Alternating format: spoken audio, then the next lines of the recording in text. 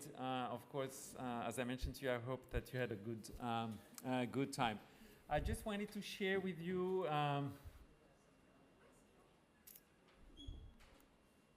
Okay, well, it doesn't work.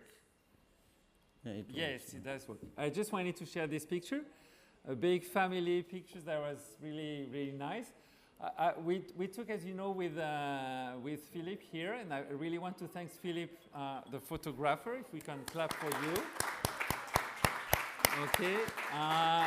So he took quite a lot of pictures. Have you seen it? So we're going to definitely to put them on.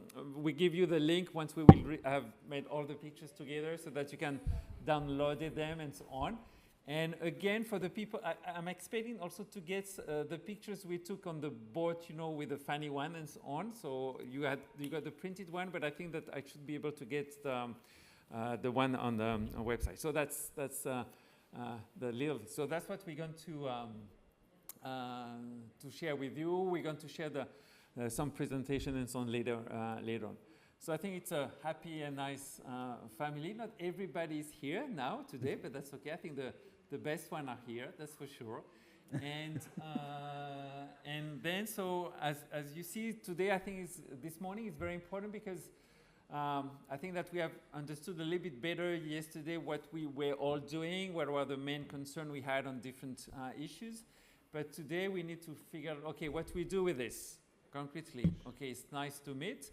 I don't know if you remember that Veronique mentioned in a speech that is we don't need conference, we need to act, and I think she was partly completely right.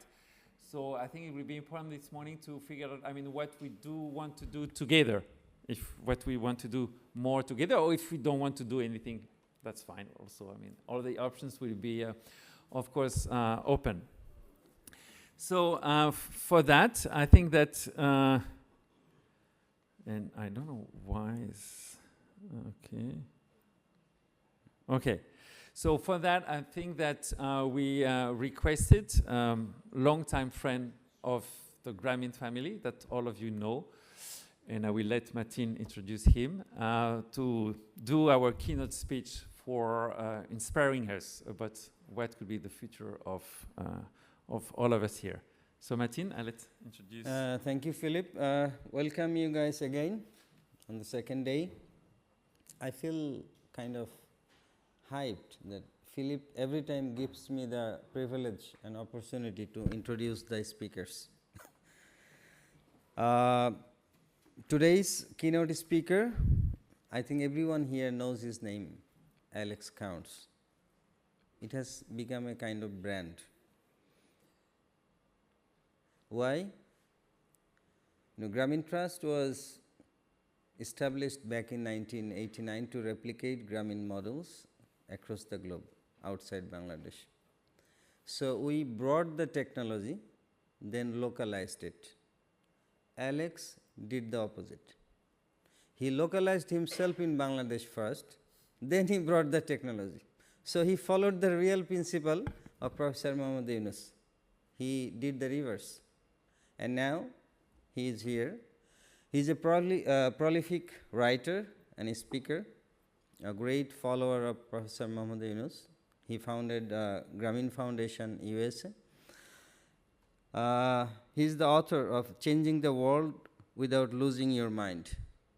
We had the privilege attending in one of his book, what should I call? Launching. Maybe that was the second launching for the Bangla version in Grameen building, in our Grameen group building. I didn't have the privilege to attend the first one in the UPL, Universal Press Limited. But we had the privilege to attend the second one. That was great. We heard some stories. Maybe next time when we meet together, we will invite him to talk on that also. But today, we would like to invite Mr. Alex Counts here to give this speech in the context of From Local Solution to Global Movement, the next chapter of the Grameen story. He can speak Bangla. Uni bhalo Bangla bolte paren. I don't know about French, but maybe the speech will be in English. No, you have. Alex, would you come to a stage and give No, this speech. you have to speak in French, Alex, because I was so impressed the Social Business Day in Dakar that when you started to talk only in Bengali. So now, I think you're in France, you should talk in French. No, okay. I'm just kidding. I'm just kidding, of course. Before that, I mean, we just want to go back to BCAST because we had few ideas to figure out, I mean, what do you believe will be, anyway, you will see the questions that will appear here. And so I think that people are recording, and maybe Anaïs, you go to the Anaïs. Okay, so what will the network of organizations represented in this room, the Grameen Yunus network plus leading Grameen Trust partners, and the ideas of social business look like in 15 to 20 years from now? So it doesn't appear all, but I think that the question was, most of the organizations represented in the room today will not exist. They will have closed or been absorbed by larger organizations. And then I think there's another text that should appear on your side. The other one is, most of the organizations in the room will be even double or triple the size they are today under dynamic leadership who join those organizations.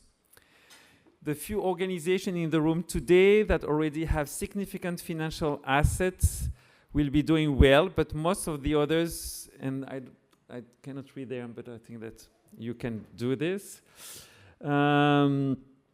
And then in a world dominated by artificial intelligence, society and economics have changed so radically that there is no place for organizations like ours. And then there was a sixth one, yes, and something else or none of the above. Okay, so I'll let you think about our future and decide at the end what is what you believe.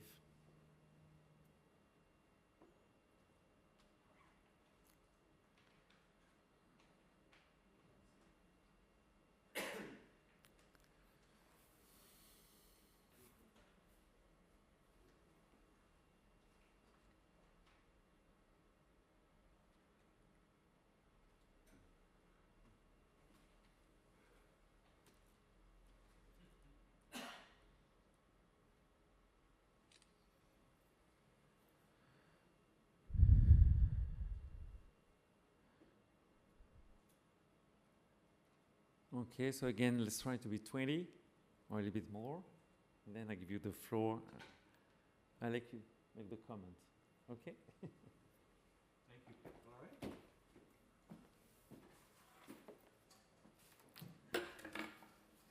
So I'll go ahead? Yes, go ahead.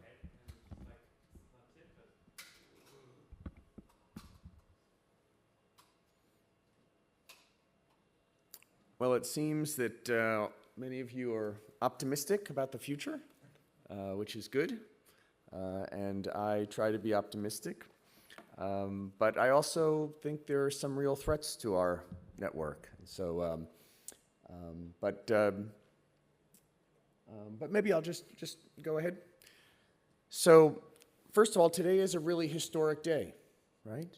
Because today is the beginning of the restoration of democracy in Bangladesh.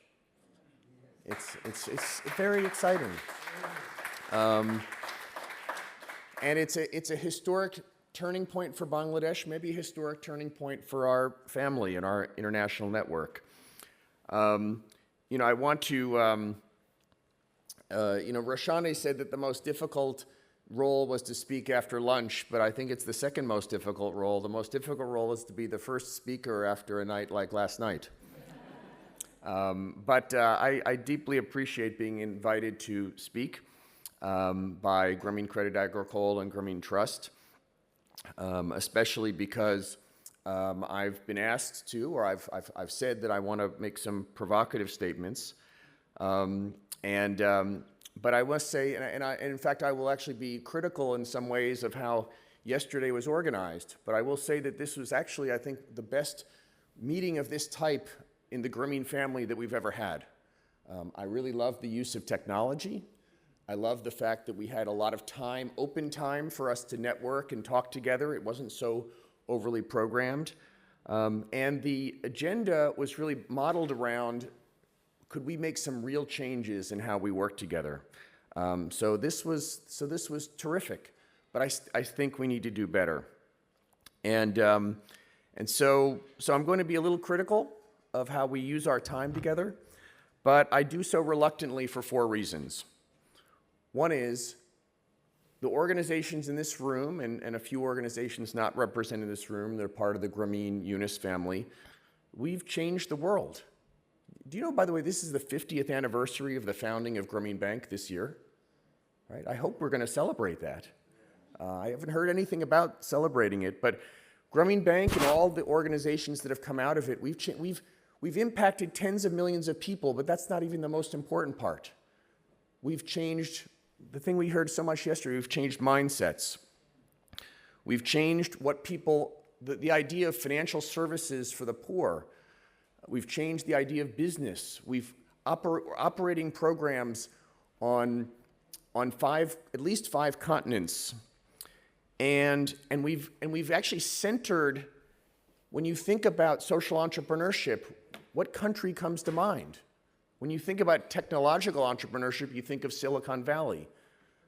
When you think of social entrepreneurship, what country do you think of? Bangladesh. It's incredible. And in fact, I'll tell you, one time, do any of you know Bill Drayton of Ashoka?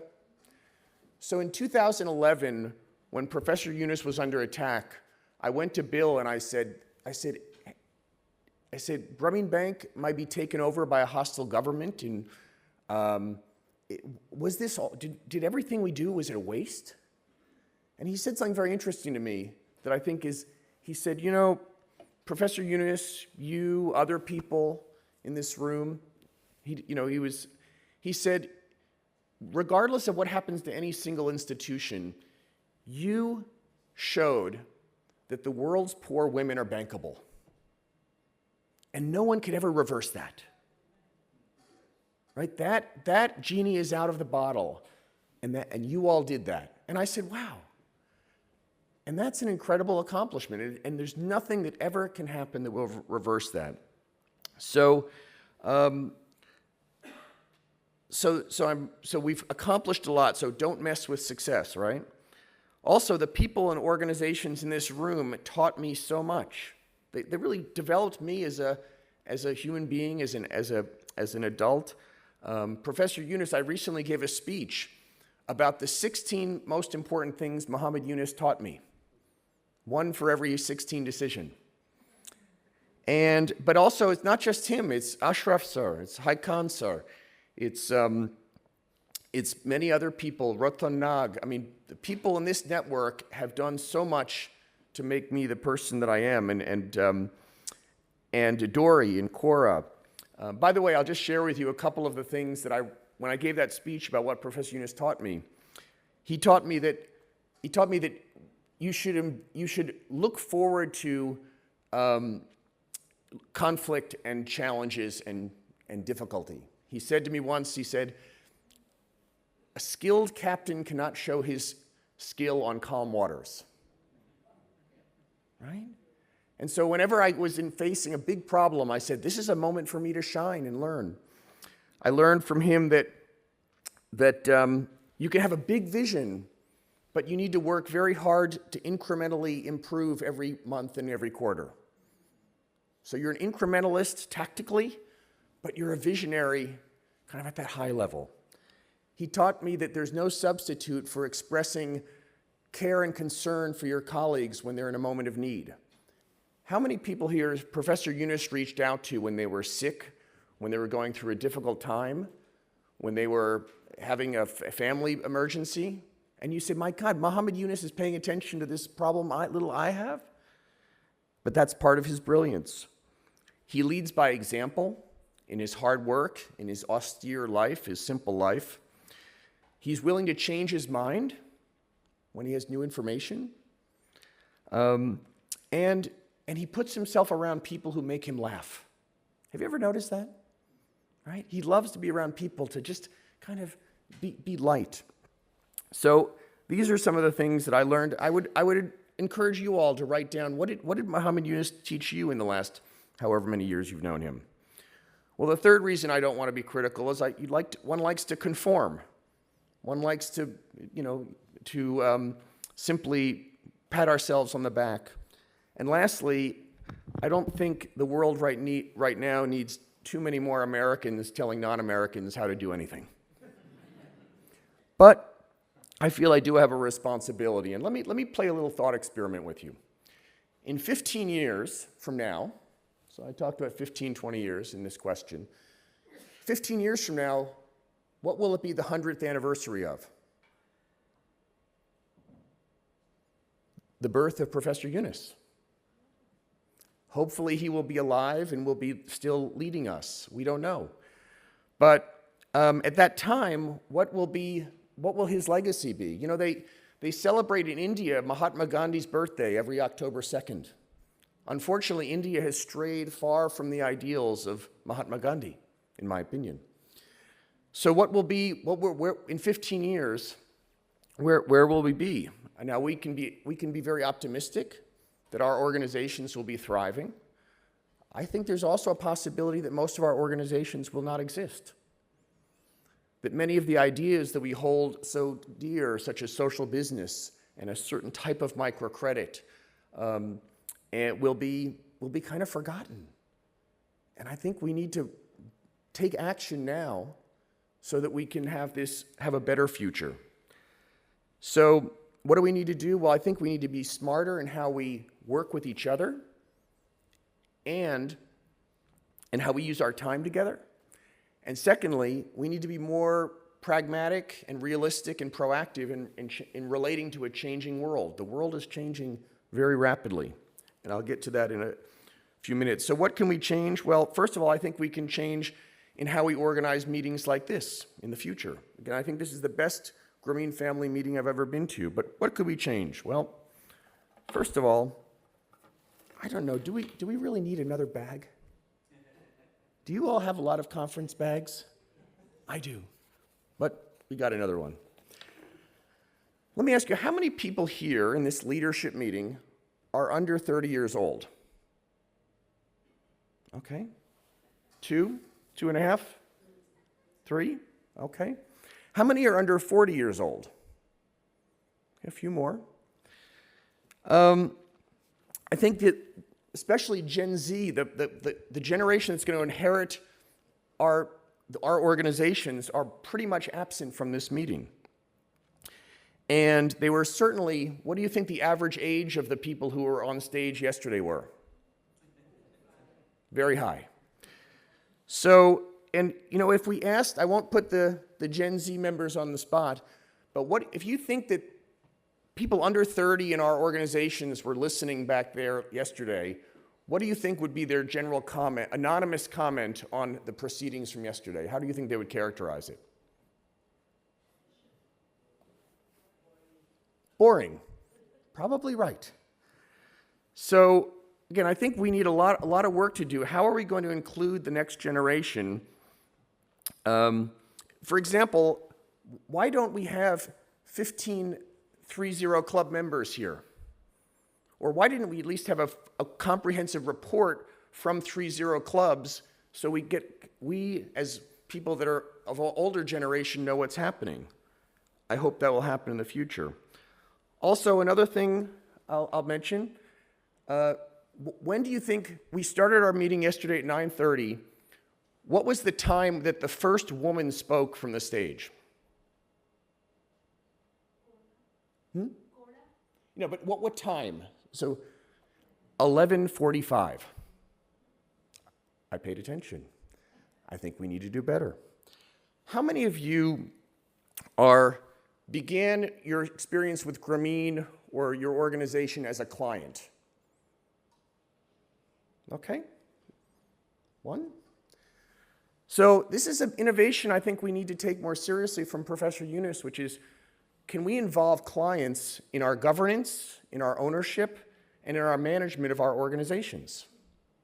Right? What would it be like if we had 5 or 10 clients of one of our various organizations sitting here participating. We might need to figure out translation.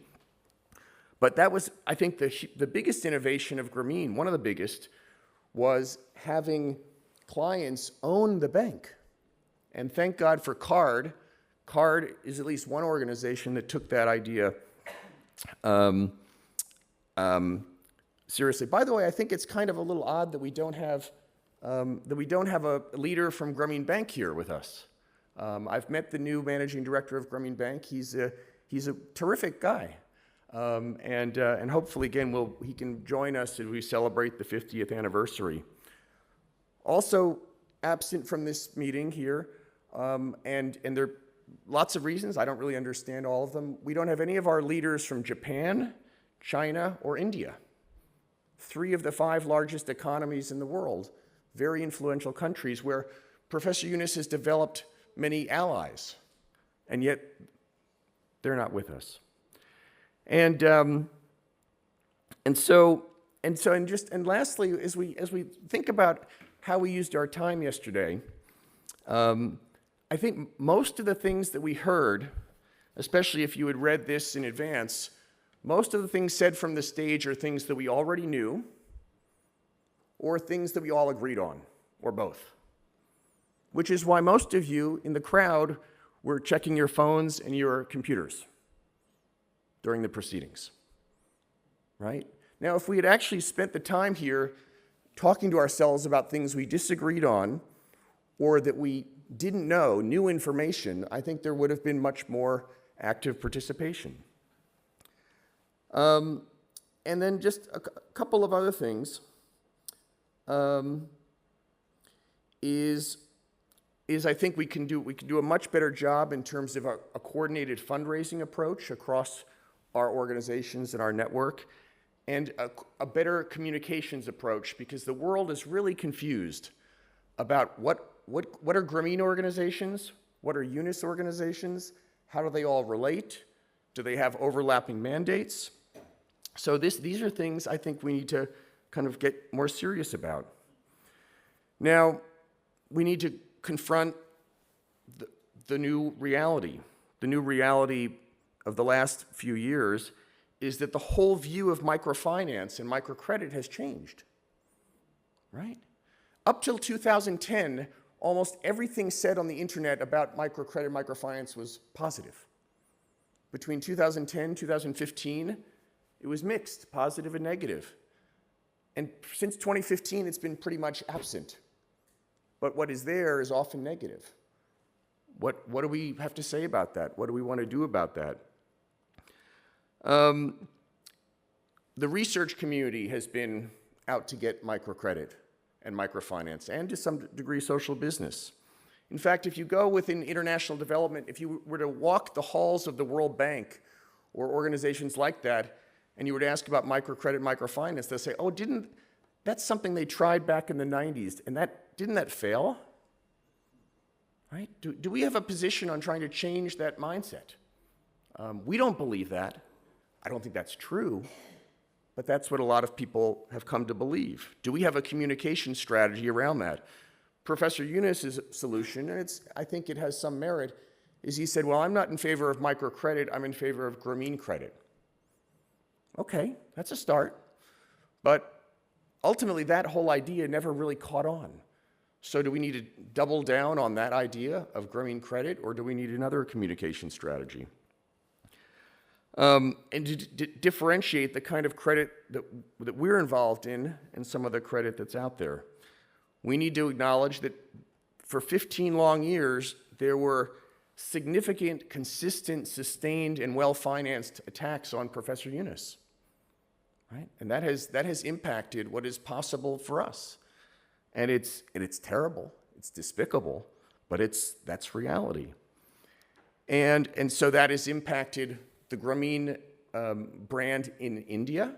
It has limited what we can do in India for the moment. It's made it harder to fundraise, and it's really confused the market. And so at the same time as Professor Yunus has been in his new government role, has been including youth as ministers, I think we're challenged. How can we include youth in leadership positions in our organizations? And we should probably think about the fact that Professor Yunus ran the government of the 8th largest country in the world for 18 months. What opportunities does that create for us? And what risks does that create for us? I don't know, but that's what I think we should be discussing and debating. So I think there's a lot of things that and by the way, we have this afternoon and this morning together to deal with some of these issues. If you think these issues merit our attention. There are external issues that go way beyond our network that I think we need to come to terms with. The confusion between social business and social entrepreneurship, the role of AI in society, the risks, and I think we should have a family-wide strategy on AI. The rise of China as a global superpower, the rise of India as a regional superpower, the tensions between Bangladesh and India, the movement of funding from development to militarism across the world, the movement of funds from poverty reduction to climate, but then on the retreat on many climate goals that's happening. The rise of authoritarianism, thank God Bangladesh is an exception. The weakening of democracy around the world. The less free press and free speech. And the rise of protectionism. These are all global trends that I think we should be talking about what they mean for us and how we can relate to them and be proactive and pragmatic and realistic. I would have thought, for example, it would be very interesting to have Dom report from Davos. What are the global elite talking about these issues, and what can we do about them? So I think that we had the luxury before as the Grameen family to kind of ignore these issues and congratulate ourselves on the amazing things we've done, but I don't think we have that luxury anymore. So Veronique said that what commitments are we going to take from today? Well, I'll leave you with a few thoughts. I think we should meet every year. I think that we should have a family-wide planning committee to plan how we use this time to the maximum benefit of all of us. I think that we should probably cut every speech in half. Right? We all have a lot of good things to say, but not 10 minutes, but 5. I think when we have panel discussions, rather than each person giving a 3-minute speech, and then we go more 3-minute speeches, let's have a discussion, dialogue. Let's have a debate. Right? There seem to be people who thought that one of our objectives should be around having the northern countries take the responsibility for climate change. Other people seem to disagree. Why not debate that in front of us? Maybe we'll change some minds. Maybe we'll come to a new insight from the debate. I'd like to see more spontaneity, more laughter. Maybe we could have a comedian as our MC in the future. I'd like to see more women on stage. I'd like to see more younger people on stage. I'd like to see more younger people, Gen Z, here. And I'd really like to see us figure out, and especially kind of the Grameen and Yunus organizations, the Grameen Trust partners, this doesn't probably apply to, but when we think about fundraising, and by the way, we need to, do we believe in fundraising and philanthropy, or do we want to just say philanthropy is something we will not participate in? Right? We've never kind of resolved that.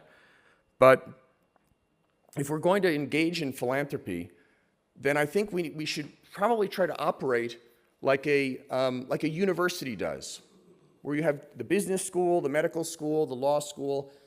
They're all kind of competing with each other, but under the umbrella of the larger university that has to optimize various relationships for the good of the university. Right? I think that would benefit us. We know that mostly through Professor Yunus's work that there are people, very wealthy people and companies that care about Grameen and care about our work. Should we try to coordinate how we interact with them to bring them on board for the maximum benefit of our missions? I think that would be a good move. Now, Grameen Foundation that I started and I've been kind of separate from for 10 years, we're trying to apply some of these ideas of pragmatic collaboration together. We're bringing together Grameen Foundation India, Unis Social Business in Europe, and Unis Social Business in India to function as one organization with one leadership governing body. It is not easy, but we've realized that we have complementary strengths and we also have similar weaknesses. And by operating as one, and by fundraising together, and by sharing certain back office functions together, it's just more efficient and more realistic in today's world. Wish us luck. I'm not sure it will be successful, but I've gotten back involved because I think this is an important experiment that we are working on. Now, I've been involved with Grameen since 1988 for 38 years. I used to be the young guy running around Bangladesh and around these conferences. Now I'm kind of one of the older guys. I believe that our biggest thing that we have to work on now is to increasing and capacitating and encouraging and elevating the next generation, the Gen Z, people in their 30s and 40s. One of the things that I've tried to do is I've tried to write about my insights about Grameen and about microcredit and about my own life, raising $300 million for Professor Yunus's work when I was at Grameen Foundation over 18 years, in the books that was mentioned in my introduction. And I'm so happy for those of you that are Bangla speakers, one of them is now available in Bangla. And again, I think all of us, whether we do it through our writing, our speaking, our mentoring, that it's that next generation that is going to determine which of these scenarios happens in 15 years. So I'll finally say that if you come by and if you buy more than one of my books, you will not get a discount, but you will make me very happy. Thank you very much.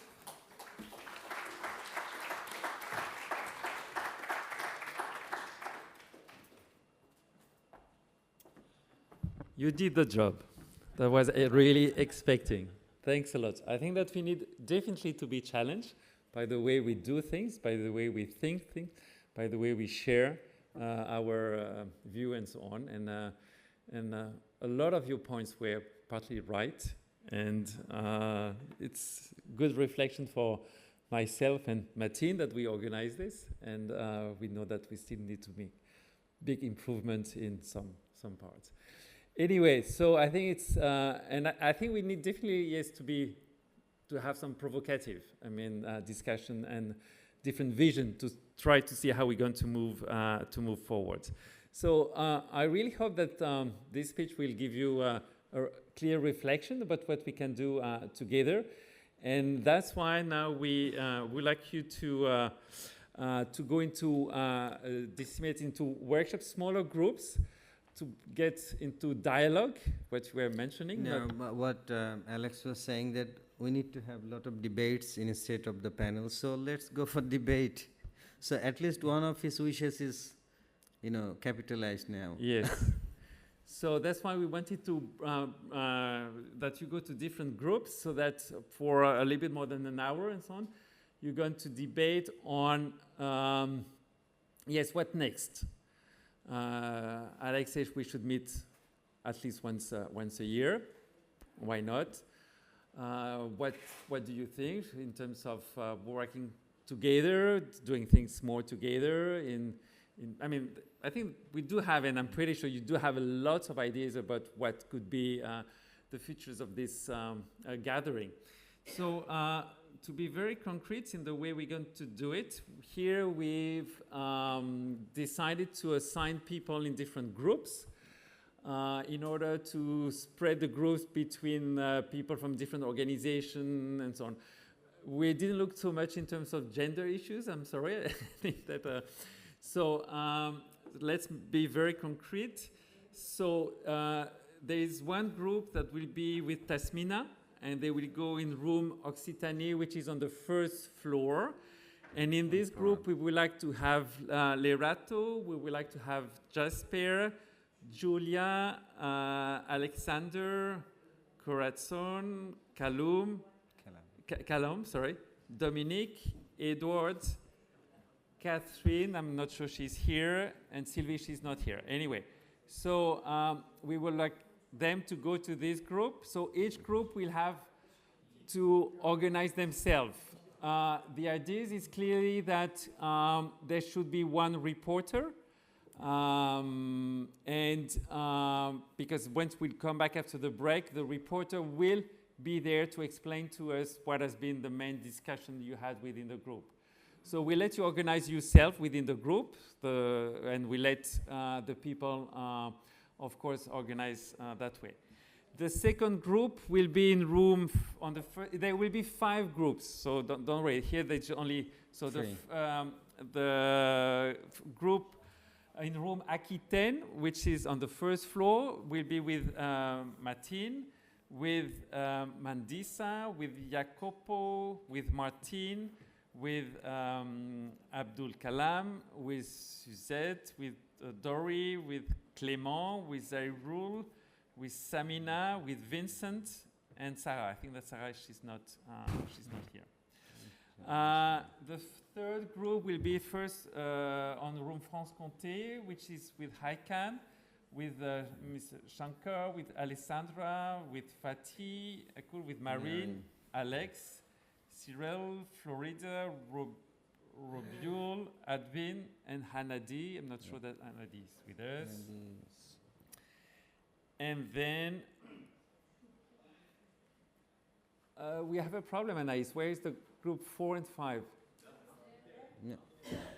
Oh, I'm sorry. Okay, so group 4 will be on the ground floor, which is just on the other conference there with Ashraful Hassan, Omar, Davide, Professor Aziz, Tengiz, Sharifa, Oran, Shirashul, I'm sorry for the pronunciation, Maxime, Julien, Shofiula. Okay? And the people who are going to stay here is Ahmed, Giuseppe, Rashina, Jérôme, Raymond, Emeline, Kanovvali, I'm really sorry, Osni, Sanahid, myself, and Cecile if she's here. Is that clear? Do you all know where you go and with whom?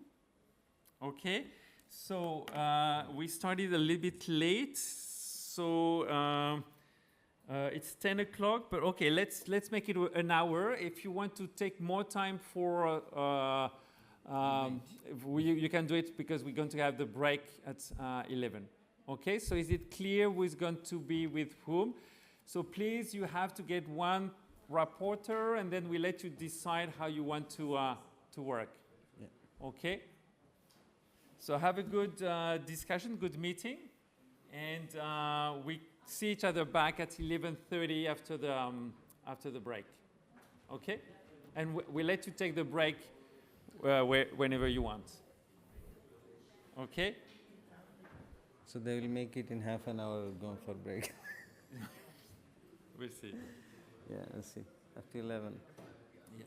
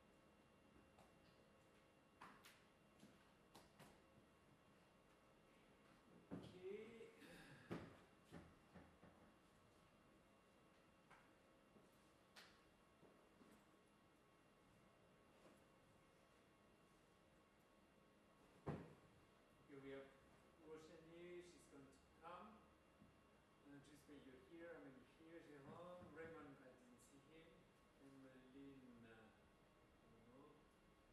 How do you pronounce your name? Call me Pom. Pom? It's like Pom Pom. Pom, Pom, that would be easier. Okay. Hudson, you're here. Cecil is not here. So, okay. So we wait just for Roshani. She went to the toilet. Okay. Are we allowed to take a coffee in, or no? That's still from the. No. So you have to wait to be 11. Okay, it's okay. Sorry, I mean, No problem. for me, we were told that it's not possible, but you can get some water from there. You can go there and get some water. Does someone wants water? Water for anyone? Yeah, for you too. So, just around here. Okay, so we need to spread in groups.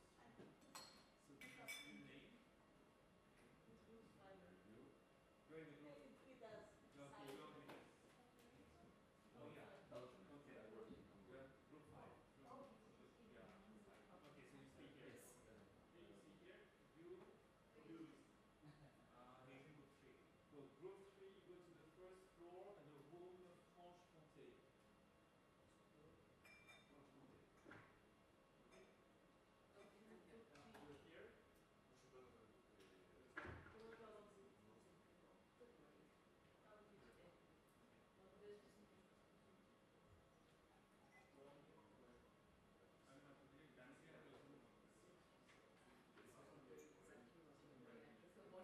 I stole it from you. Yeah, you did I too. asked. I was like, there must be because I take it.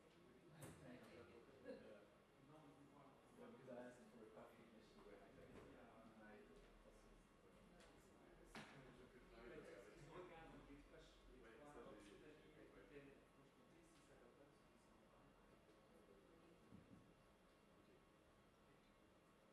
Okay, so to start, so nice. Yeah, sure. Okay. So first job, who's going to report?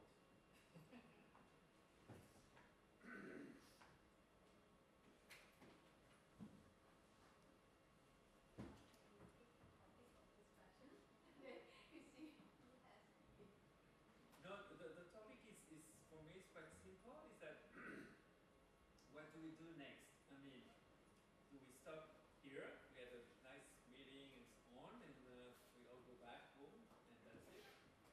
Or do we want to do more things together, and then what? How?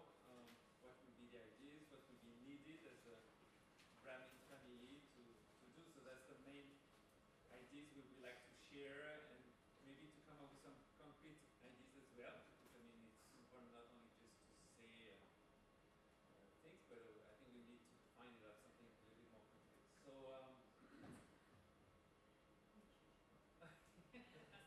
So getting strong. Grameen family helps each other. Yeah. Yes, and that's the first That's concrete example. that's Take the picture. You should have taken the pictures. You know, that's a concrete example of collaboration between us. But first, the first point is that we need to get someone to report what we did. Main points of our discussion doesn't need to be big, but I mean, so who wants to be the reporter? If there is no one, I'm happy to Okay. do it. Okay, very good. You always need someone to take last resort. Okay, so we got Jérôme. Okay. So next, let's debate. What are your ideas? What are your expectations? What has been discussed? With the topic in mind that is how to increase collaboration across the family, right? That's the main topic of discussion. Yeah, I mean, I think the first thing is to decide. Yes. We are leaving. Oh, Thank you very much. okay. Okay. Thank you. Bye-bye. See you guys. So, I think the way you raise it, the first, do we want to do more? That's the first. Because as I said, we can come up with the ideas to say that. But it's on the topic of collaboration. Yes, that's collaboration. I'm happy to go first on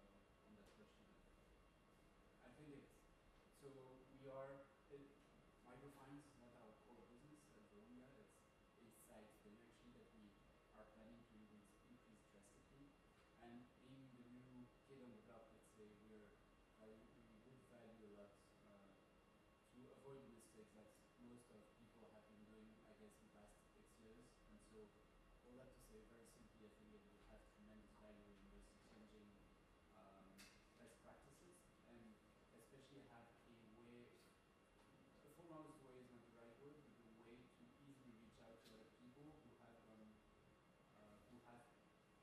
had the experience before. And I have two things in mind. One, that, or I have plenty of things in mind, but let's say, for example, we're currently at Virunga, we're discussing the launch of new credit products centered around reforestation, payment for ecosystem and environmental services, but also climate smart agricultural practices, because those are very tight here in where we are.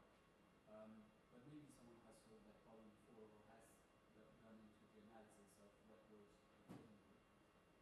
And I think it would be very helpful for the lead person on our end to reach out to someone. And so I think that either someone at the Grameen Foundation, or I don't know, someone who's a main point of contact, and that can easily distribute or reach out to different entities would be tremendously valuable.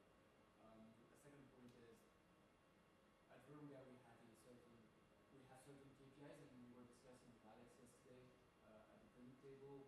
We're measuring impact, but because we have so many different businesses, we can't be focused on one. And he discussed, for example, how do you measure impact on poverty. He mentioned that Professor Yunus had developed a methodology of a list of observable things to measure, which I found was very interesting, but it didn't bother in my mind to do that at Virunga. And so I think you will have those subjects where we would like someone, where we would benefit from people who've already solved the problem to tell us what they've done, and then we can adapt accordingly. But I think that will basically make us gain 5 years, 10 years worth of mistakes and just trading, and being unsure of what works, especially in a data poor context. So that's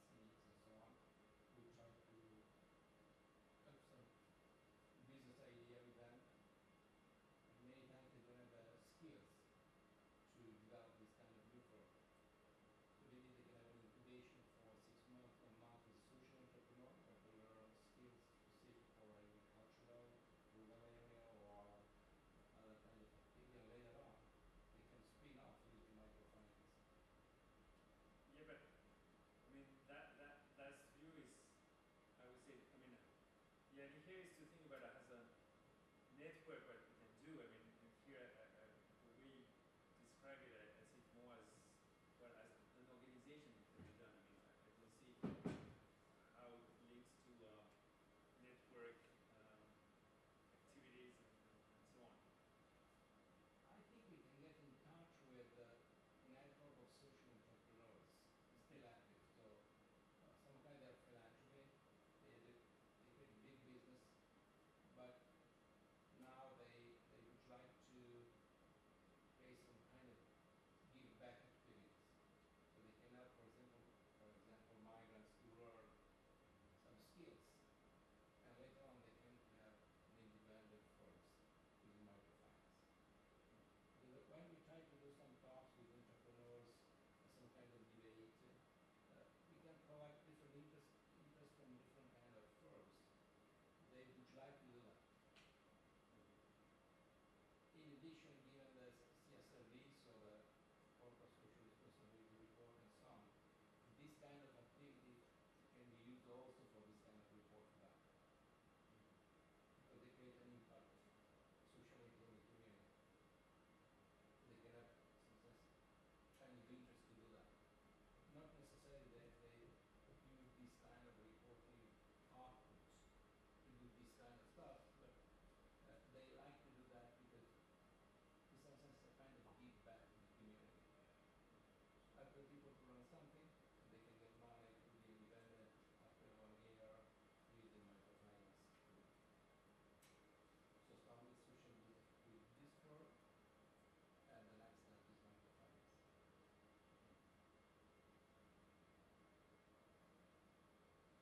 Okay, other ideas or?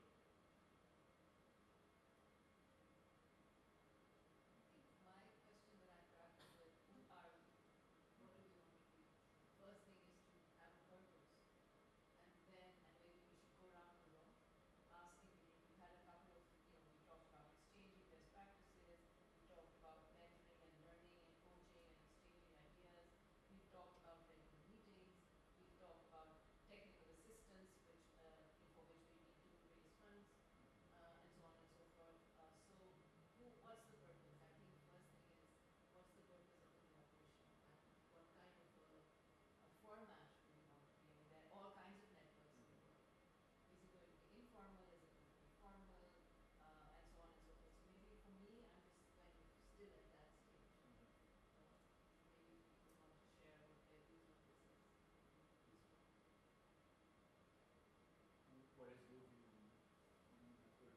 Well, so, I mean, so far it's always been informal for me, as I look at our perspective. We started with the Grameen replication and the Grameen trust work and the entire training and support that we got.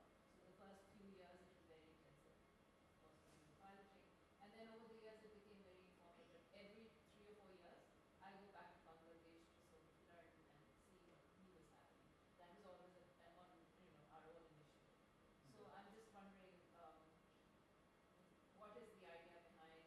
It's great to be here, but for me, it's always been there hasn't been a tight sort of rope that's holding us together. It's really the mission and the vision and who we are and our links to Grameen and Dr. Yunus. So I'm just wondering,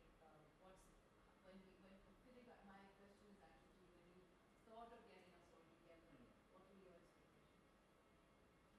Okay, so to be very frank is that we had this feeling to be somehow part of a family without knowing the family.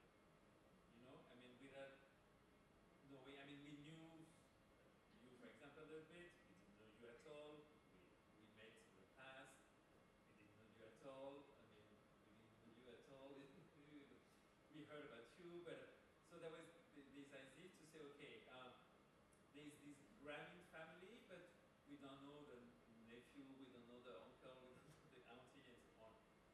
And we said, okay, I think it's important for us to see if, and we knew also that Professor Yunus never really pushed for, as you say, it has been always very informal. There has been no, he could have decided to say, okay, let's set up a concrete network with regular meetings, blah, blah, blah, and communication that was great so he's bringing his own message. But so the idea was to say, okay, shall we try to see, I mean, who is there, who wants to who feel being part of the family, and then of course we had a very strong discussion with the people at the Grameen Trust, with Tasmina, Martin, and so on, to figure out, okay, who should be part of it, I mean, who should we invite, you know, that was already an issue because we didn't know all the organization, so that's the way, I mean, we started to discuss about who should be in, and so on. Not everybody would be there. For example, when we say that there was no one from China, they were invited but they could not come. There was someone from Brazil because they were invited, they could not come. So I think we have tried to make it, not Japan as far as I remember, try to be as large as possible.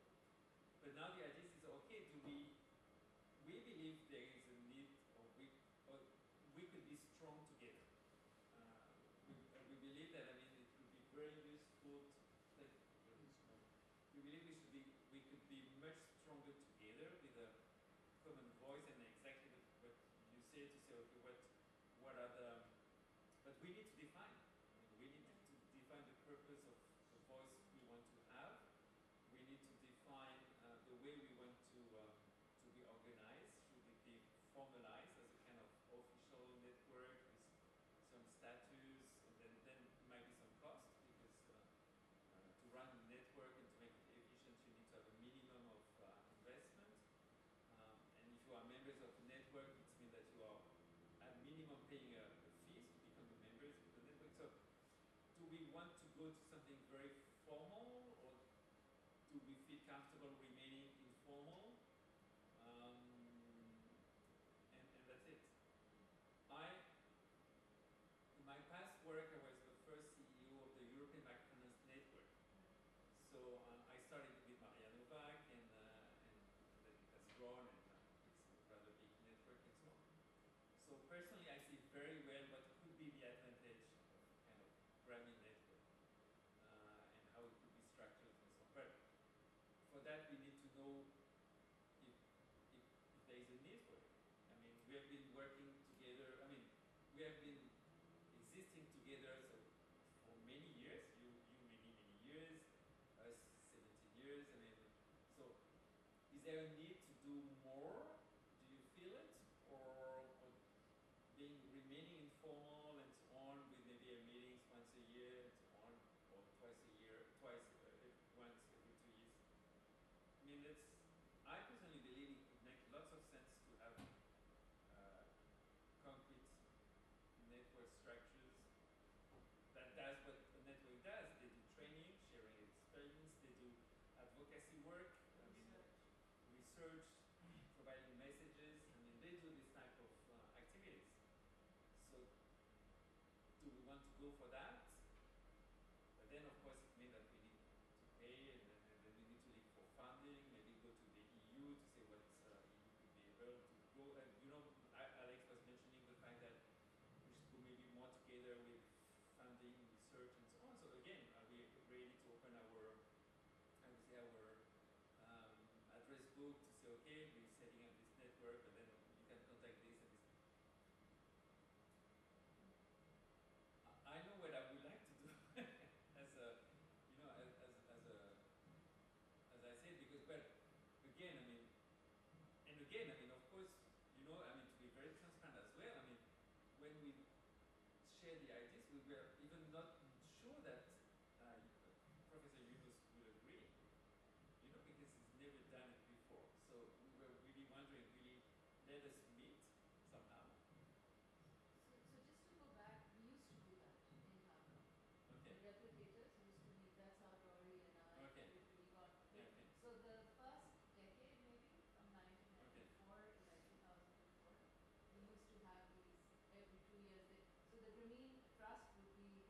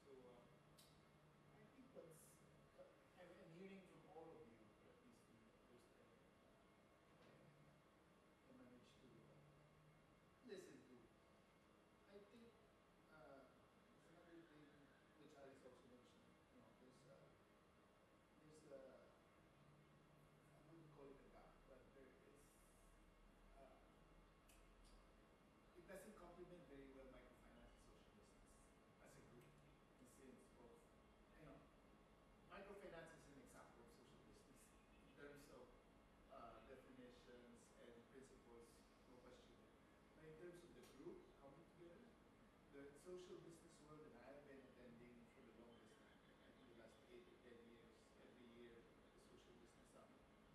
And the last couple of years, especially, we hosted one just before things turned around in Bangladesh. We were trying, the organizers of social business have been trying to get microfinance, these Grameen replicators to come in. But most of the time, the microfinance players, if I may call it, that's if they don't necessarily do any social business yet, feel that it's a different thing. And what we've seen here is that there's still a ask or a need from among the microfinance players to dig deeper into topics in microfinance, in particular. What she was saying a few years ago. It's funding, it's credit discipline, whatever. In social business by itself, there's sort of a, I don't want to call it a spin-off, but there's sort of an offshoot to it. There's the Treasurer clubs, which is the younger generation. So ideally, for me, my thoughts here now, ideally it would be, I guess, the next few years or the next few meetings, it will be something like this in a bigger sense, more of just putting out those topics and discussing without any formal structures. Because I guess the structures will form their own. And it is where, I mean, I'm seeing really three main areas: microfinance, social business in general, and the Treasurer clubs. There may be a few others that I have missed, but then it may, you know, over time it may move to just one or two. But I think something like that, and then letting it go for another 2 or 3 years, and more discussion. I mean, you know, like coming together maybe once a year, talking about the topic, the microfinance, how do you call it? Like the microfinance people going deeper into microfinance, social business also there. And there would, ideally, if there is such a venue where you can, you know, break out and then come together for a plenary, something like that. That would be ideal. Without, I think it's very important in the next couple of years that early on there's no labels yet. Because that's what the world is so reactive on. I mean, reacts on. Right? If we name ourselves right away, and I think right now it's just Grameen replicators, and I think that's a pretty acceptable.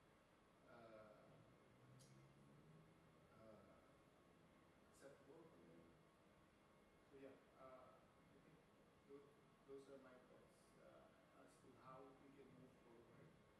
Do it slowly in the next 2 to 3 years, but then in these meetings also take time for something like this, a discussion on how we move forward, whether it's a network and what other options there are for you.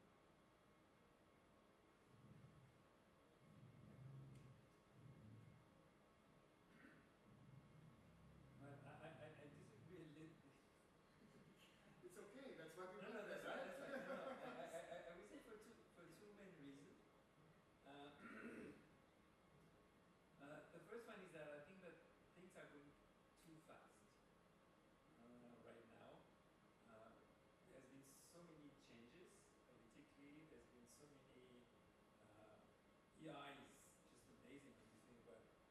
We didn't talk about it 2 years ago, 3 years ago. I mean, even, and I don't know what's going to be in next year on these issues, you know, because it goes too, for me it goes too fast, but anyway, it goes that way.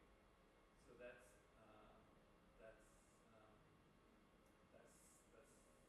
the point. And then I think that, so I can hear that you don't feel like there is a need to, is a common of remaining on quite informal, which is fine, and I think that what you're sharing about the past experience was certainly enough. But my concern is that I don't, in this current context, I mean, being informal is said, for me, it's a kind of weak position in front of what is happening. But it's okay. But maybe you can share your vision on what, if you had to make it more formal, what would it entail? No, I think that being a kind of more formal network, maybe to terms not where you do have a clear mission, where you agree, but that's the point. You need to agree on a clear vision, on a clear mission, and then have clear strategic or operation to say, okay, that we're going to work for the next 3 years on maybe EI or maybe because we believe EI is the key issues or microinsurance, whatever. That's helped you to work, in a kind of specific way, and you know where you want to go. I'm a little bit scared that if we remain informal, which is fine, which is comfortable as well, I think somehow it would be a little bit more difficult. You need to get a driver. When you say we want to organize monthly meeting to exchange on specific topics, I think it's perfect. But who's going to take the lead for this? Who's going to take the lead for it and make it not just one meeting, and then the second month there will be less. So yeah, of course. Thank you so much for sharing that. I actually have come across the two examples. Okay. And there was a tool which we are definitely not disputing if it should, whether it should be more or not. But I was part of the renewal program. It's called Climate Financing and Upstream and Water Trend. And everything was formalized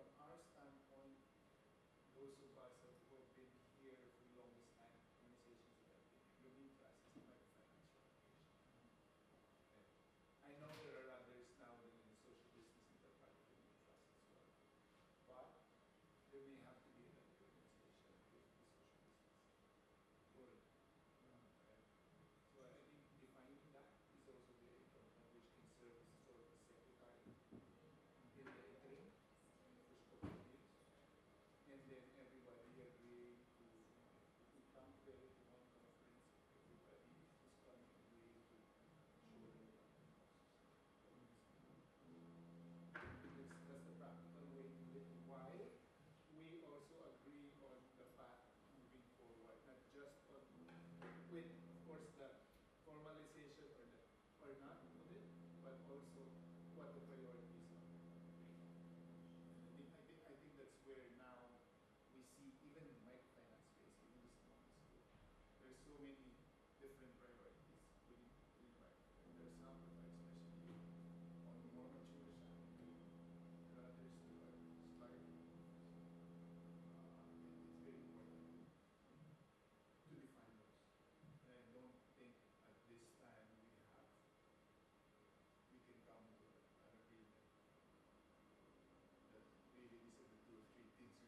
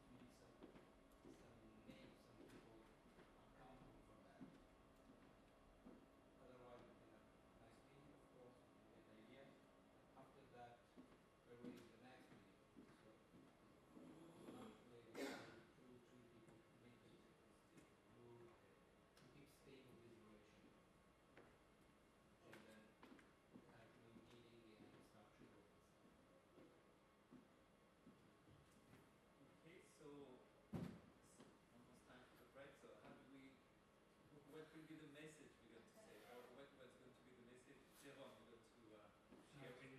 To report and This is what I wrote, essentially. Let me get back to what you said. So everyone's in favor of increasing collaboration and learning from each other. That's not really where you're doing anything either. The question was really how to make that happen with solutions that are less formal or more formal. It hasn't been completely decided on whether it can be formal or less formal. But the potential solutions being in between, I put it that way. So people mentioned platform, networking events, workshops, monthly meetings. I personally said that someone who's responsible for disseminating the knowledge inside or reaching out to people. And we landed on this with what we flagged as difficulties to get any more formal is that we have a variety of situations, arrangements, and stages of development.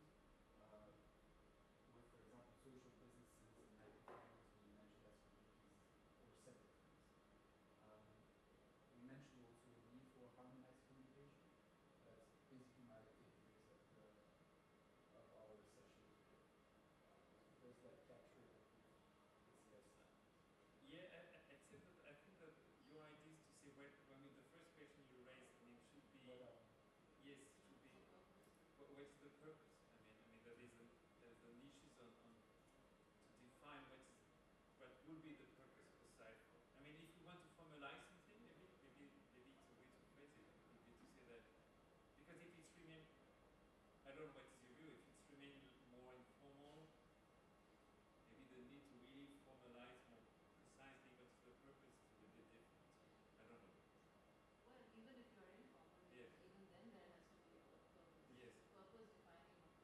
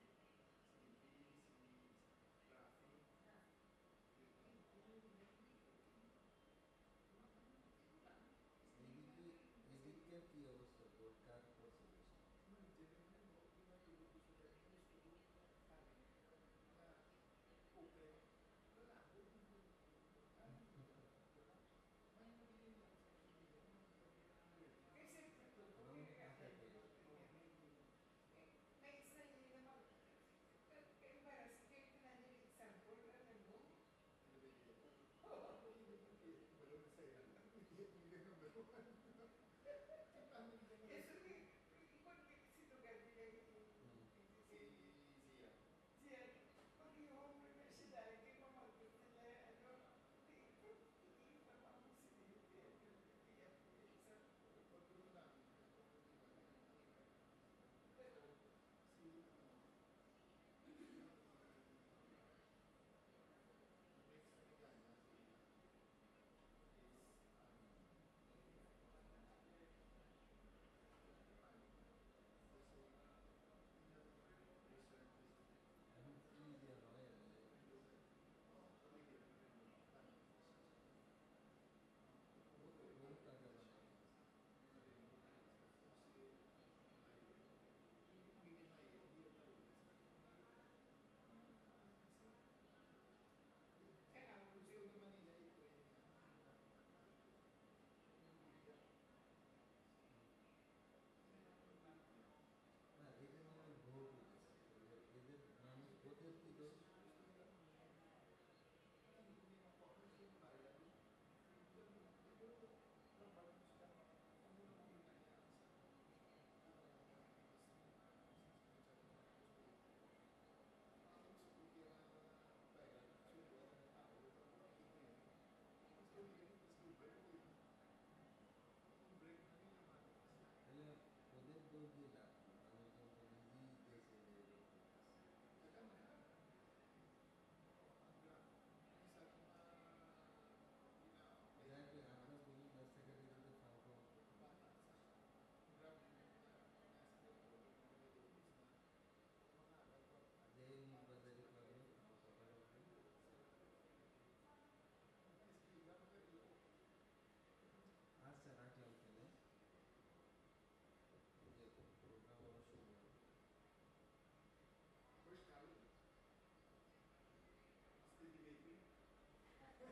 Waiting with someone.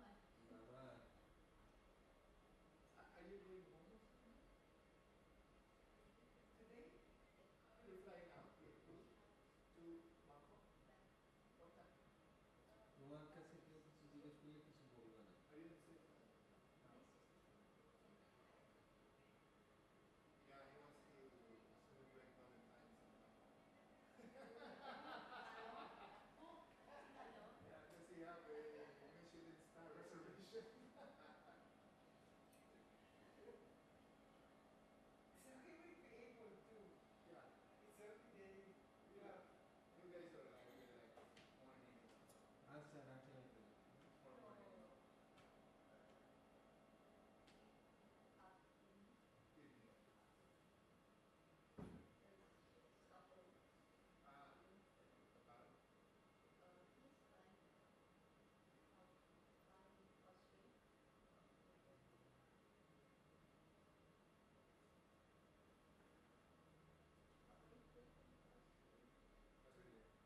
About Australia.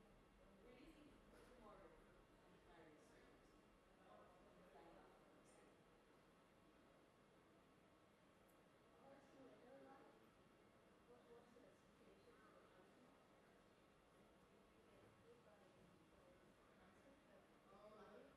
Normal. No, it's now getting normalized. Even the cancelling of classes is getting normalized.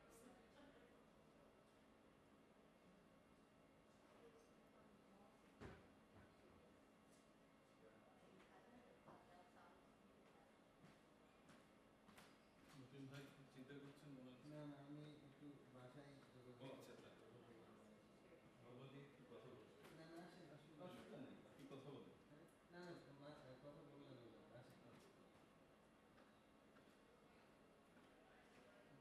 আসেন ডিস্ট্রিক্টটা কোনটা? ঝিনাইদহ ও আচ্ছা আপনার আমার চাপাইনি। ও আচ্ছা তাহলে আমাদের যে সাবডিভির বাড়ি হ্যাঁ আমরা একই বলবো।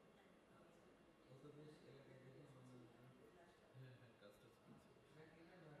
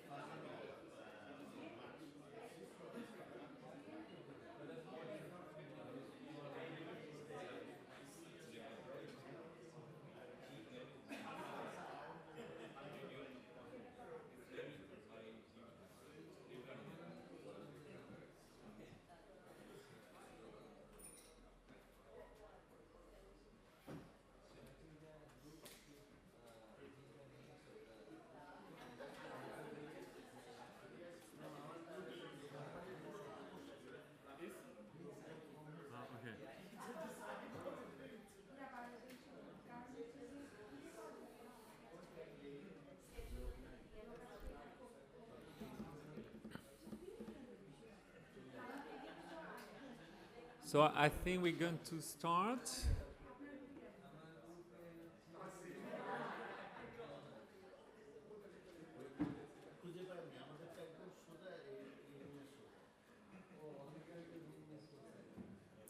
Are we all here?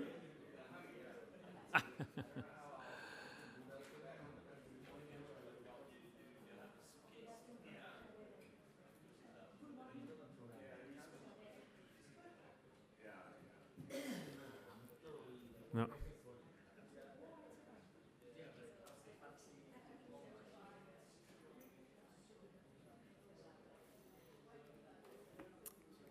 What's wrong?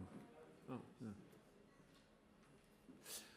Okay, so I think we're going to wrap up now. So I'm going to ask the 5 reporters to come on board. So who's going to be the reporter for group 1, for group 2, group 3, group 4, group 5. If you come here, yes, you come on stage. Who's going to be the reporter? My reporter for the group 5. Please come on, Jérôme. Who else? So 1, 2, 3, 4. Who is the reporter? Group.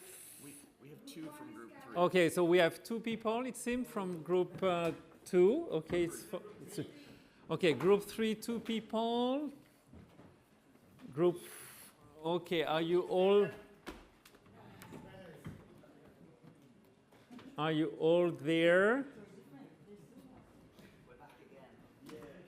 So 1, 2, 3, 4, 5, 6. Okay. So I will do 2, if I may, before give. Please, Vincent. Sorry? No, just kidding. No, just kidding.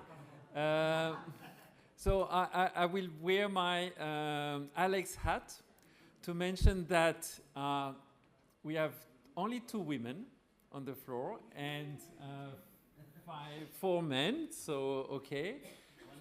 In terms of new generation, yes, we have 2, 3. I would say who are less than. Yes. Okay. I think for the new generation, it's yeah. It's a yes. Yeah, it's a good mix. So it's pretty encouraging. So I think that we are starting to learn from what has been said this morning. So we are learning pretty fast. So I would like you now to. So you should start talking because Alex also said that. Yes, and that's why that's why I was going to say. There was something where you were wrong. Philippe is also a comedian. Okay, I hope that I help you to do it in joy, and I don't know if I making you laugh, but anyway, I give the floor to group 1, and I don't know who is the person in the group 1 to take the lead. I think we might be number 1. I don't know.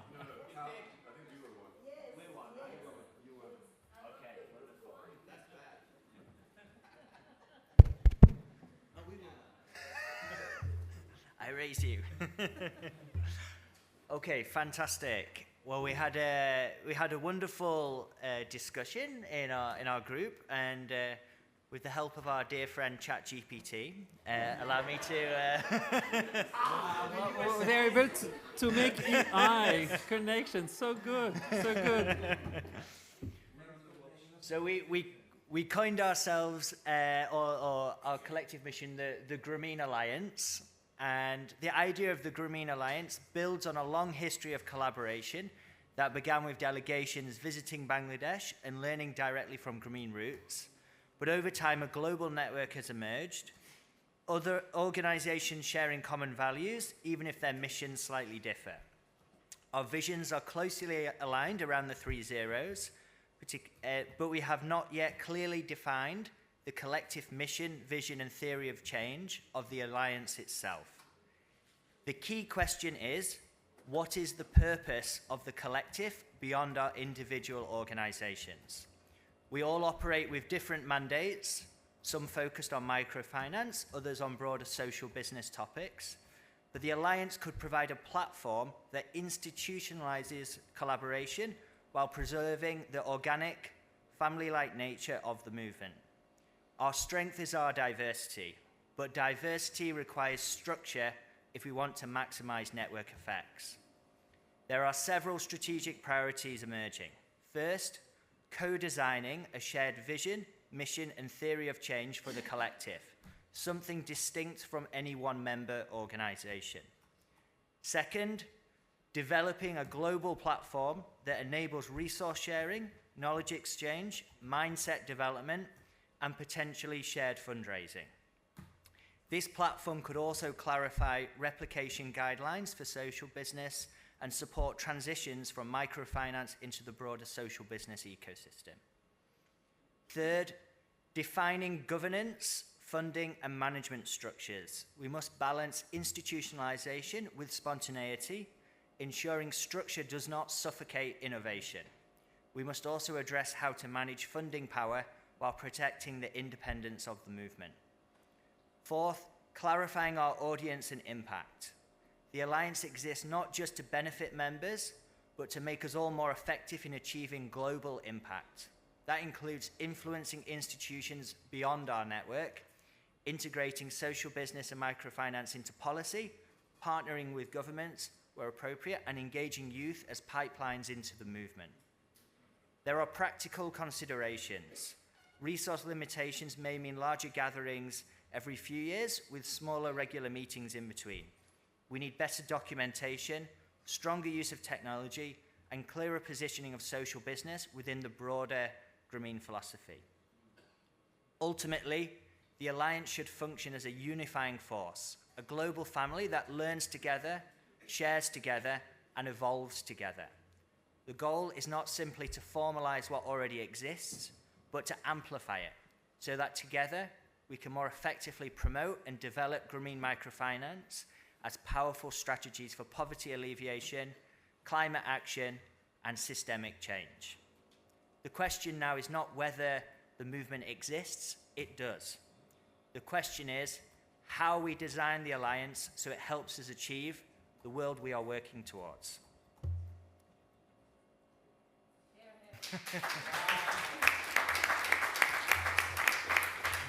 ChatGPT. The young generation. Stop writing.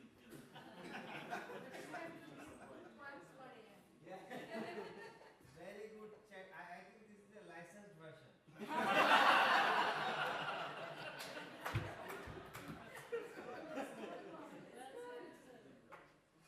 Okay, so we go to group two. Group two, with or without ChatGPT? No. I just we will need to get back from you the main comments. Maybe it might not be as much structured as what you did, Callum, but we will need, of course, at the end, because we want to make some little reports to get back on what has been said. Vincent to be careful because Professor Musabe is here. He says plagiarism. He has software.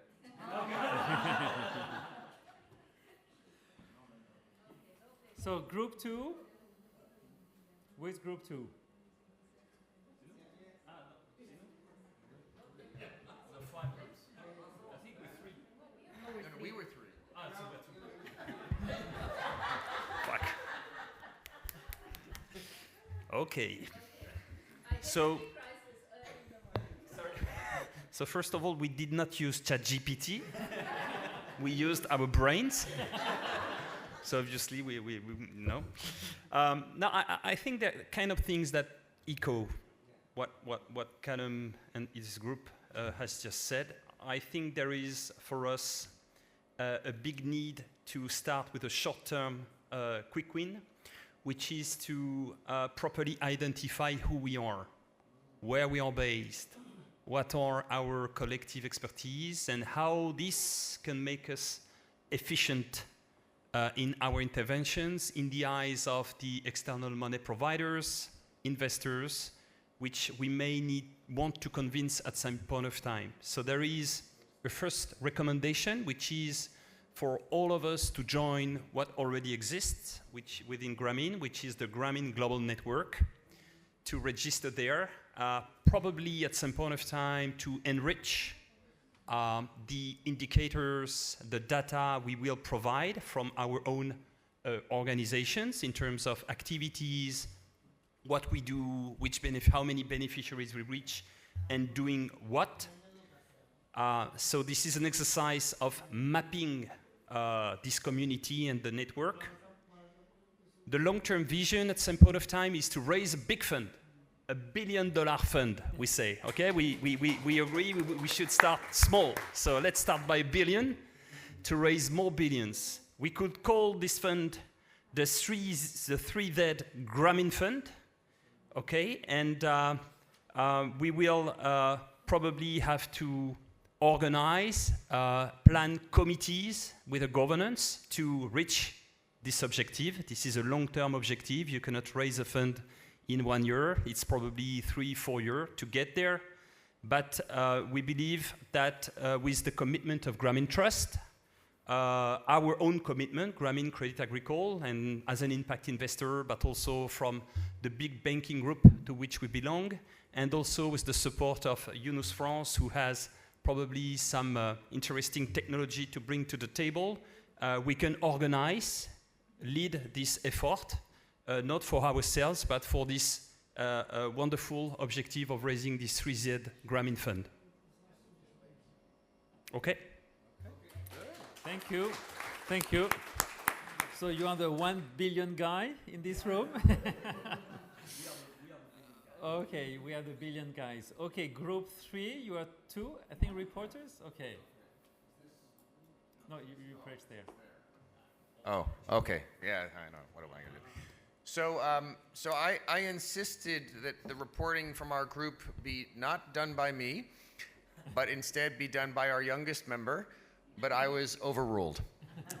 But I did bring a colleague to share the responsibilities. I think our conversation dealt a lot with microfinance, but it also came into 3-0 Club and social business. I think there was a general, and my colleague will talk about, I think, succession planning and the government engagement, which was a big, I'll cover the other points briefly. You know, there's a feeling that there was a big opportunity to involve 3-0 clubs more actively in meetings like this, and also in Social Business Day, where they tended to be in a separate convention, but better to bring them into also the main conversation. And maybe for a meeting like this, you can at least bring one 3-0 club leader to give us a kind of reality check. People felt that during the times when Professor Yunus was under attack, that it would have been useful if there was a central kind of communications hub for the Grameen family that could send out information so that people could defend him actively, and people felt that that was kind of lacking.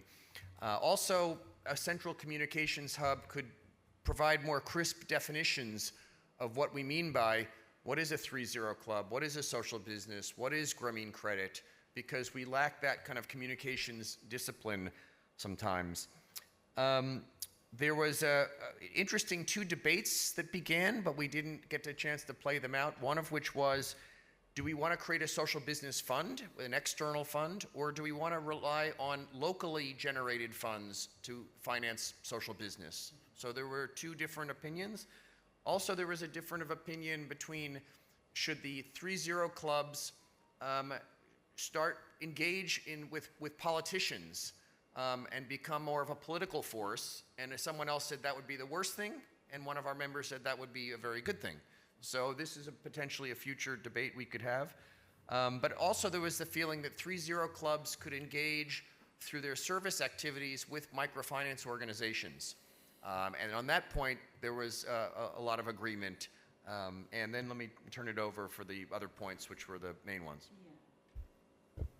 We've also tackled discussion on succession. One of our members brought it out. So yes, and we all agree it's a sensitive topic to discuss among our group and even in our individual companies. But maybe it's worth our while to include it as one of the topics in our future meetings or gatherings.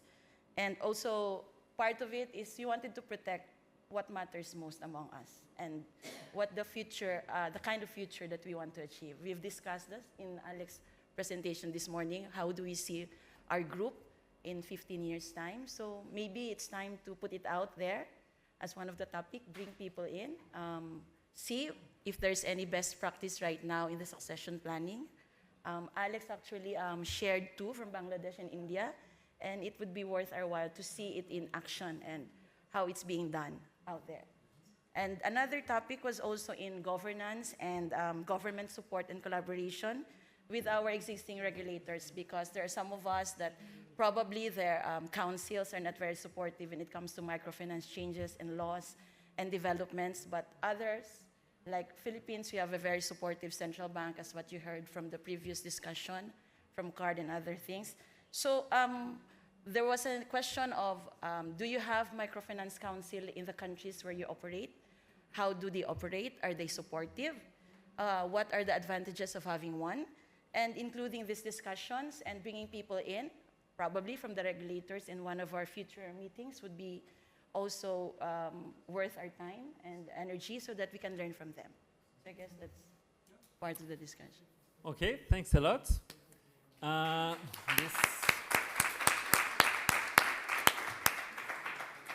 just have one question because it was not clear to me what you mean by succession. Succession from what? Leadership succession. Okay. I think one of the points is, you know, I was, and many of us were extremely impressed by how well Grameen Bank managed its succession.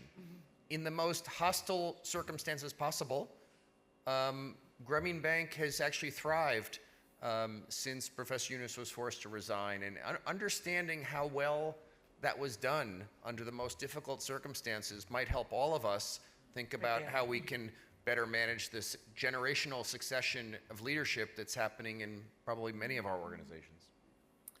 Okay, thank you. The fourth group? Yes. Good morning. Thank you so much for this opportunity to present our discussion back to the main group. We had a very fruitful discussion, so the way that I'm going to present and structure our feedback is through some observations as well as some clear action items. So first, we'd like to thank the organizers again for co-hosting us. The gathering was very insightful and valuable of this Grameen family, and we would benefit from learning expeditions and to have a regional approach to deep dive into the successes and failures of replication programs in various contexts. So something that we wanted to throw to the floor today is, how do we improve the feedback loop? We discussed in the room that we can really appreciate the successes and the failures, what has worked, what hasn't worked, by being on the ground in the field. But then once we've seen that, how do we take it back to the top, and how do we consistently make sure that there's that feedback? Action items regarding this point specifically. The group decided collectively that a platform for all practitioners, academics, and SMEs for knowledge sharing would be very beneficial. And this doesn't necessarily have to be an internal platform. It could start as an internal platform, but we could also open it up to the general public. In addition to that, we decided that the creation of focus working groups, whether it's thematic or regional, would also be very beneficial. The nature of 3 zeros, poverty, microfinance, social business, is very broad. That's great. But if we want to strike a conversation, we want to go into a partnership, we need to know what we're doing and what others are doing so that we don't overlap resources and we don't leave the gap too big. That's the first point. The second we discussed was on 3 zeros.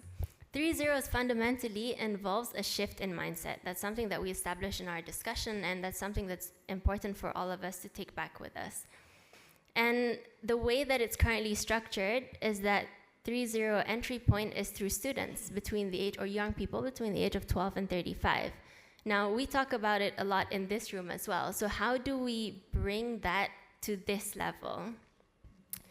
One of the suggestions and an action item for this point specifically is, if any organization in this room is interested to really adopt the 3 zeros, to register your organization as a 3 zero support organization. So once you register yourself as a 3 zero support organization, you can tap into the resources of this network. And then have briefing sessions, information sessions, knowledge sharing, and the young people in your community and your universe can connect with each other. And the final one is more mundane, just an observation on the format of the gathering. We would like to have more concrete outcomes, to be more concise and granular in the sharing sessions and workshops. We really need to understand each other's complementary strengths, the innovation that each other we have done, and those who have successfully replicated and innovated over time, how can we leverage on that capacity of the entire group to leapfrog as a whole? Thank you. Thanks a lot. Last but not least, because it was in my group, so it just happened like this. So Did you use ChatGPT in between, Jérôme? I did not. I use Mistral AI because we're in France, so I actually didn't use anything. Good to use Mistral. Okay. No, I didn't use anything. I'll try to use my brain. So I'll also try not to repeat what has been said by the 4 other groups and be a bit more synthetic then. In our group, we started the discussion with basically what is the purpose of the collaboration we're aiming to have, and we decided to leave that question open and not resolve it as part of the group. But I think it's the overarching question, which is what are we trying to achieve by doing that. In general, in our group, we were all in favor of increasing collaboration in a shape or another. The question revolved more around whether it needs to be formal or not, and see how we can embed it into the organization. We haven't decided completely on whether it should be very formal versus less formal. What we've seen is people come up with solutions that fell in between.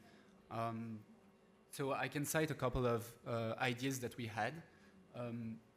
And generally speaking, we thought it would be very interesting to problem solve on problems that we actually share. And the idea is to not reinvent the wheel.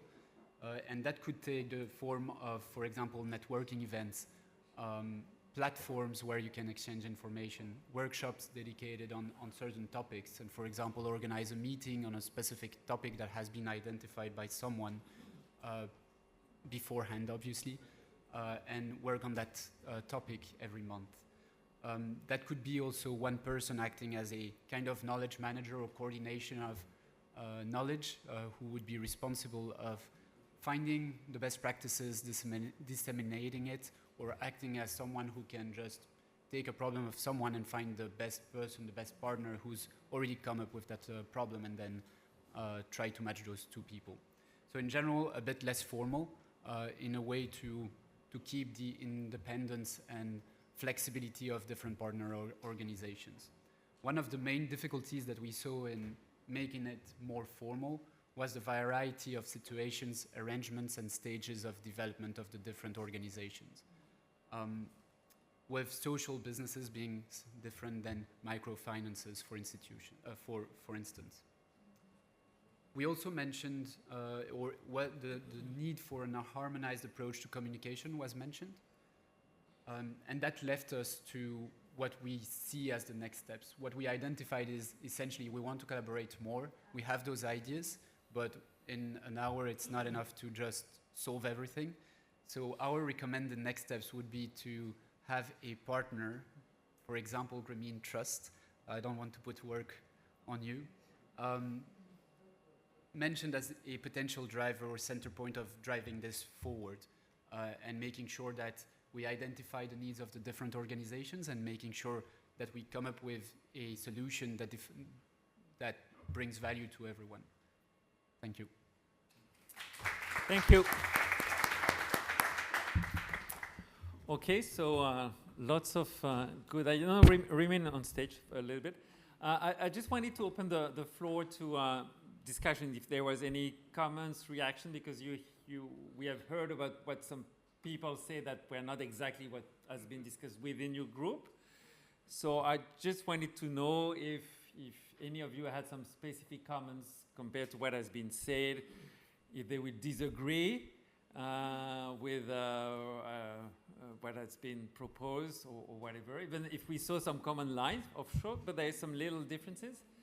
So is there anyone that has some remarks, comments on they wanted to share? No debate, please? Yes, okay, very good. Jasper? And question on the $1 billion fund. Which I love the idea of. I have 2 questions. One is, in terms of actually aggregating capital, are the participants in the alliance individually fundraising and contributing, or is the collective fundraising it as a separate entity? I ask that because getting $1 billion is hard, but then deciding what to do with it when you have so many participants is also very, very hard. And so I worry that having a fund, I love the idea of pooling our resources to get the capital we need, but we have to be very careful about how we allocate that capital once we have it. So you talk it all about capital allocation for $1 billion.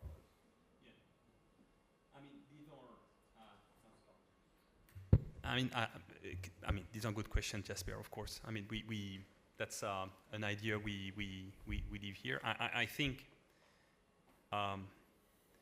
there is an interesting story we could pitch to investors, really, by saying that you give me $1, and by providing this dollar on this feeder fund, we are within the Grameen family able to replicate it in X countries with these climate impacts.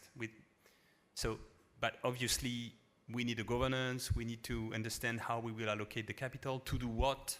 We know that within the family, there are a mix of financial institutions, technical assistants, implementers. We are not doing the same businesses, so that there is a story to build and a capital allocation to structure, definitely, especially in the eyes of investors.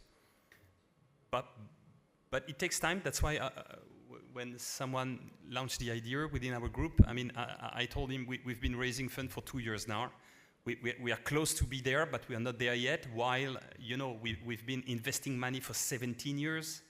So this would be a first-time fund. So we've been investing money for 17 years, and we belong to the number 10 bank in the world. And even in this ecosystem, wow, it's a really tough time. Having said this, I think all start with the mapping, who we are. I mean, if we're talking about family, my family, I know exactly who is my family. I can name each single member of my family, where they are, what they're doing, their quality, their default, what they do, you know.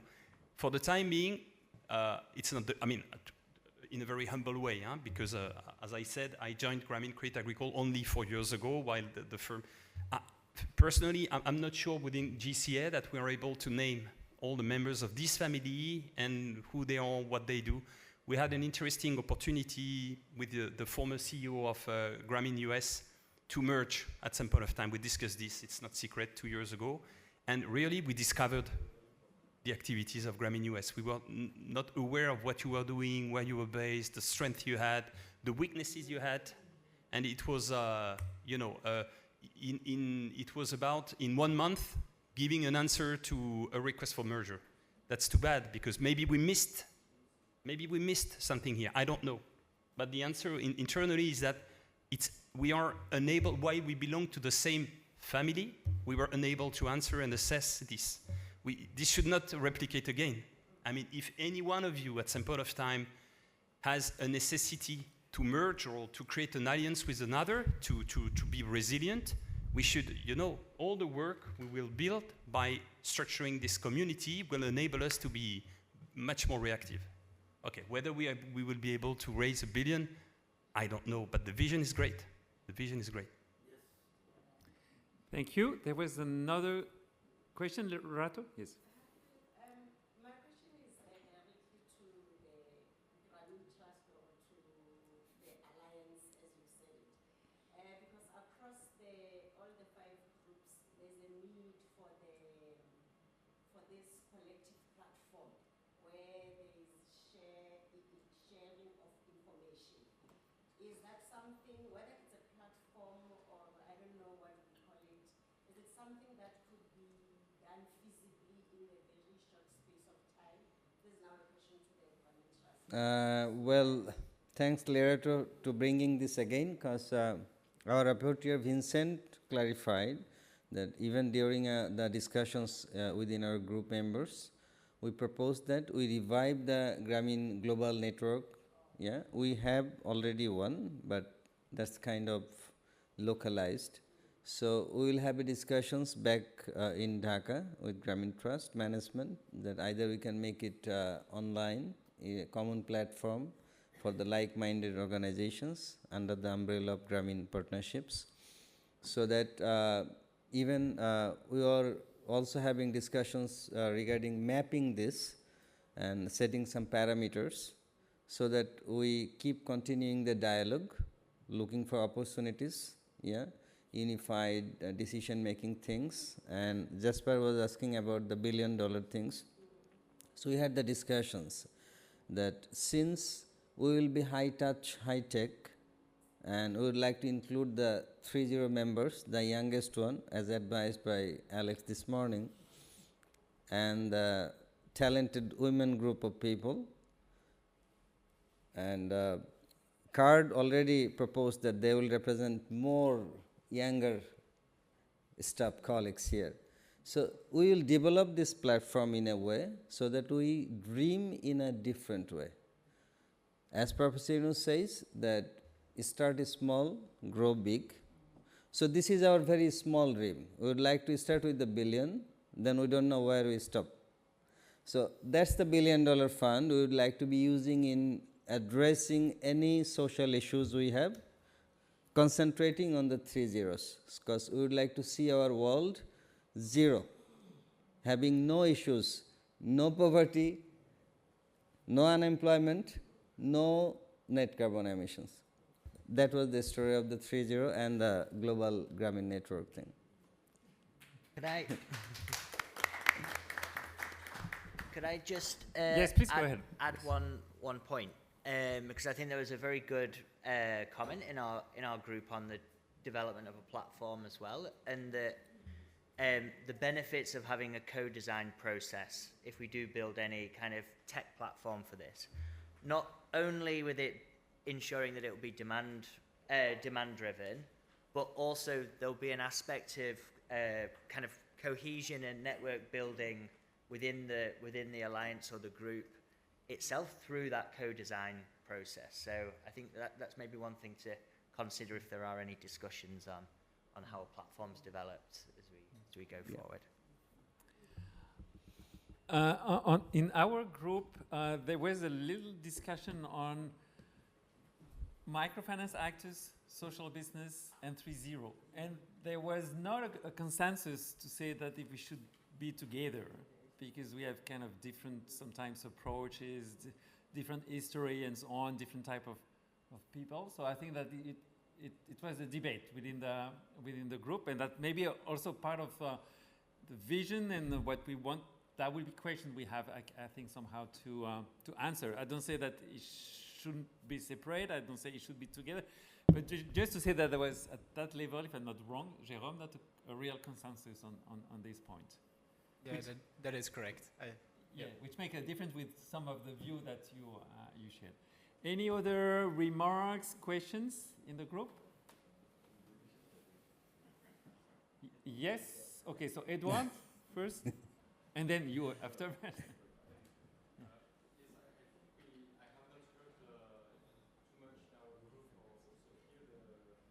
Maybe we can give him mic, microphone. Yeah, you can come later. Or the tech team, do they have microphone? We used to have a microphone, but we don't have it. That's okay. If I may, Philippe. Yeah, please.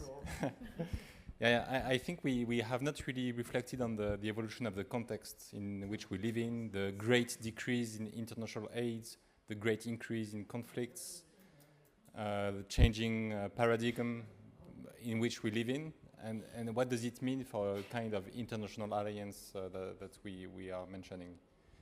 So maybe it's too difficult to embrace now, and maybe it should be done in a kind of vision, mission, theory of change workshop, but clearly I feel that we don't take that into account into what we project. Yeah, there was a remark I did in our group to say that, I mean, because we had a big debate, should we do something on a formal way or should it be informal and so on? And my view was to say that, I mean, things are going too fast. So I think that, I mean, if we are not ready to be stronger, then things are going too fast, and then it's part of the question you are raising in terms of the surrounding and so on, and how we are reacting, and what is the force we have to react in front of these rapid changes. We didn't get an answer to this, but I think still, again, it's a part of view to be shared. Jasper? Yeah. Maybe I'll react to it. To me, it's a really hard question. What role we play in the changing world order? But I don't know the answer to that. But it does make me feel that it's just why now? The kind of answer is why now is it more important that we do this than 10 years ago? Because right now there feels like there's a lot of uncertainty. And while I don't know exactly the role that this alliance, whatever we call it, will play, it feels like this is a moment where we definitely want to play a role. So I don't know what we do, but I feel like because that's all happening, now is the time to double down on building it. We want to influence the uncertainty. Very good point. Any other remarks, questions? Yes? Maybe he should be maybe given we, a microphone. Anais, could we get a microphone? If you could share it? Because we don't have it here. And he'll be low. Yeah. No, No, she's coming with a microphone. Because she's on the yes, way. yes, she's on the way.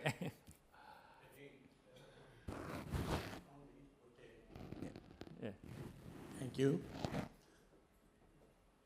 In these 2 days proceedings and the discussion, I felt missing is the main stakeholder of Grameen, the members. Of course, we did talk about them. I think in such gathering, there must be presence of the main stakeholder, the focus of the entire program, the end user, the members. So in future program, I think at least some representative of the members also should be included in the discussion in the conference like this. Thank you. Thank you. Any other remarks, questions? So it's kind of clear we have lots of work to do, or that you have lots of work to do. Yes? Actually, one of the things I left out from our discussion was this idea of studying the models. I guess Grameen Bank and Card are the two big examples of how do you build in not just member voice, which you could do in many ways here. We could survey, we could do focus groups with clients of our organizations and funnel them up to this. But Card and Grameen have went that next step further of having clients serve on the governing body and be the owners. And it might be useful for us to study what that experience has been for organizations that might want to incorporate that, whether it's existing organizations or ones that would be still created. And that could be a topic, a workshop of a future social business day, a future gathering like this. And then short of that, just again, bringing member client voice is, there's so many ways to use technology to do it, but you just need to create the time for it. And just the other thing I would say is, I think this group, when we've met, it's tended to be kind of inwardly focused. What are we doing? What are we going to do? What are our capabilities? And just kind of scanning the environment. I mean, history is speeding up very fast, and that things are changing. And I think that probably would have been useful to understand the external environment better throughout our history as a family. But it's never been more important than now, and to have some sort of central kind of intelligence unit and a kind of a global secretariat for the family that I think has never been more important. And maybe, Grameen Credit Agricole, Grameen Trust, Unicenter are kind of the natural organizations. It's a lot to put on, but hopefully others can participate and we can create that function, which I just think is very necessary.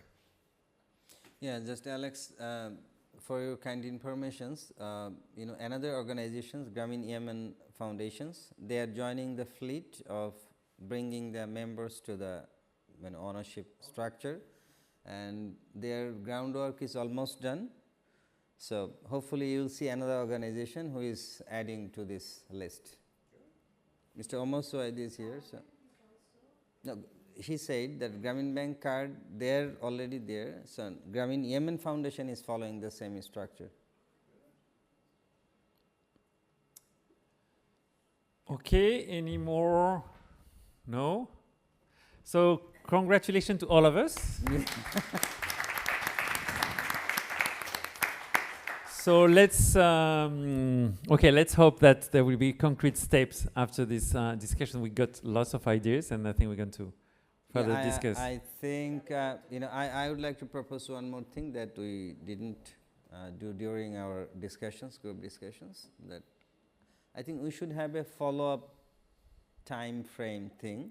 That what we discuss, because You know, every big conference we attend, there are a lot of debates, discussions, panels, breakouts, but I don't see that much follow-up thing. So what we discuss here, what we have taken from here, there should be a follow-up thing, that how many of them are executed and capitalized. So maybe when we join the network, we form the planning committee, we set a time frame that we follow up what we discussed, what is the progress. That can be also an action to take from this. Yeah. Okay. Okay. So having said thank you the reporters for doing the great job and humanizing the AI for the panel discussions. That's very good of you. Kalam Bhai, very good job. So now it's time to, I don't know what to say. You know, it's natural, this is the customary that in this universe, if you start something, at some point you have to bring to an end, close it.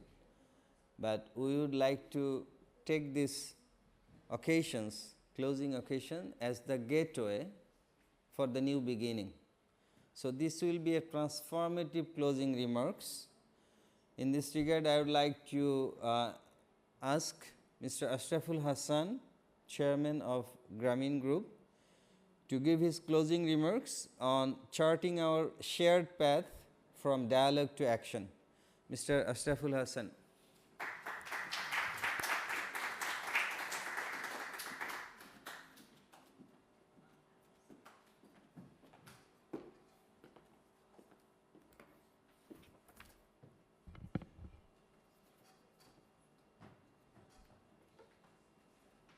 Good afternoon. Dear colleagues, respected partners, members of the Grameen family, ladies and gentlemen. As we come to the end of the historic Grameen family gathering, I want to bring with the simple and sincere words, thank you. Over the past 2 days, Paris has become more than a meeting place. It has been a place to reflect, reconnect, and renew our commitment. This was not just a conference. It was an important moment and global movement of Grameen Trust Partner Organizations. Built on trust, courage, and belief in the work of Nobel Peace Laureate Professor Muhammad Yunus. We came from different countries, culture and institutions, yet one thing remained clear. We are united by a shared philosophy and responsibility. The Grameen idea born in a village from Bangladesh truly belongs in the world. During these 2 days, we listened to each other carefully. We heard stories from innovation and strength from many different contexts.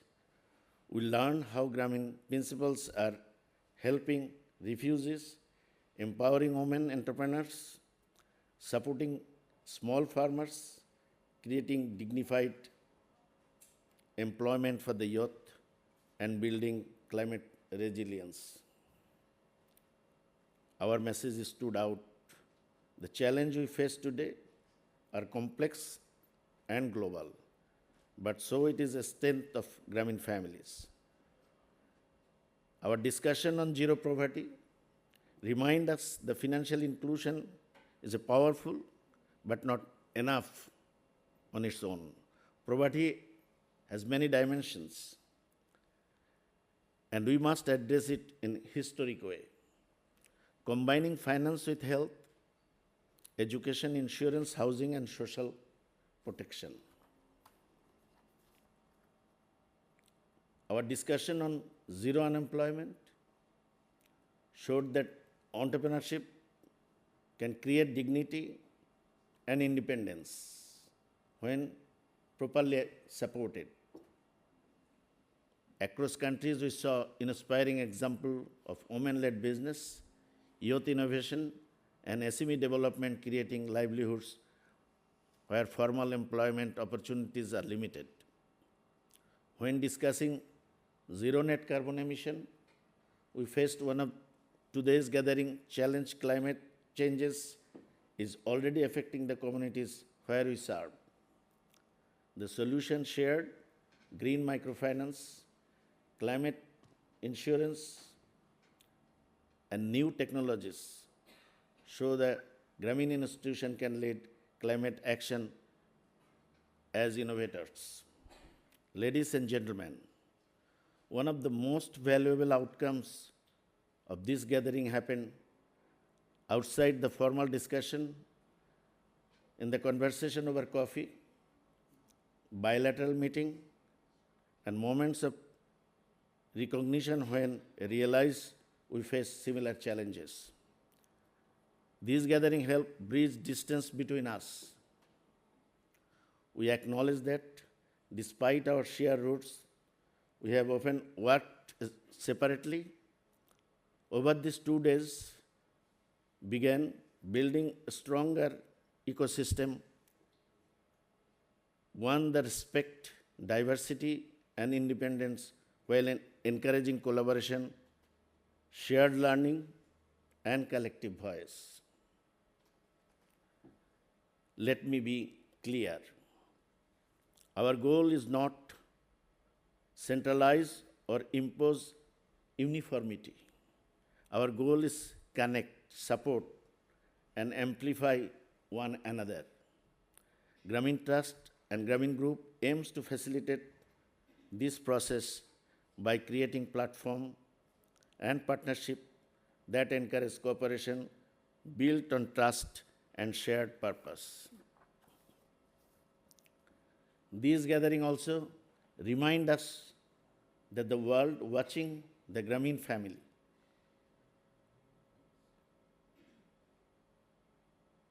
as grow and trust the traditional economic system weakness. The Grameen experience offers hopes, but hope required leadership. As a stronger and more connected network can influence global conversation on financial inclusion, social business, ethical finance, and sustainable development.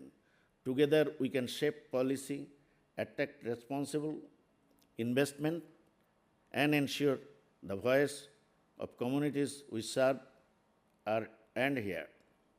Ladies and gentlemen, Professor Muhammad Yunus reminds us that poverty is not created by the poor.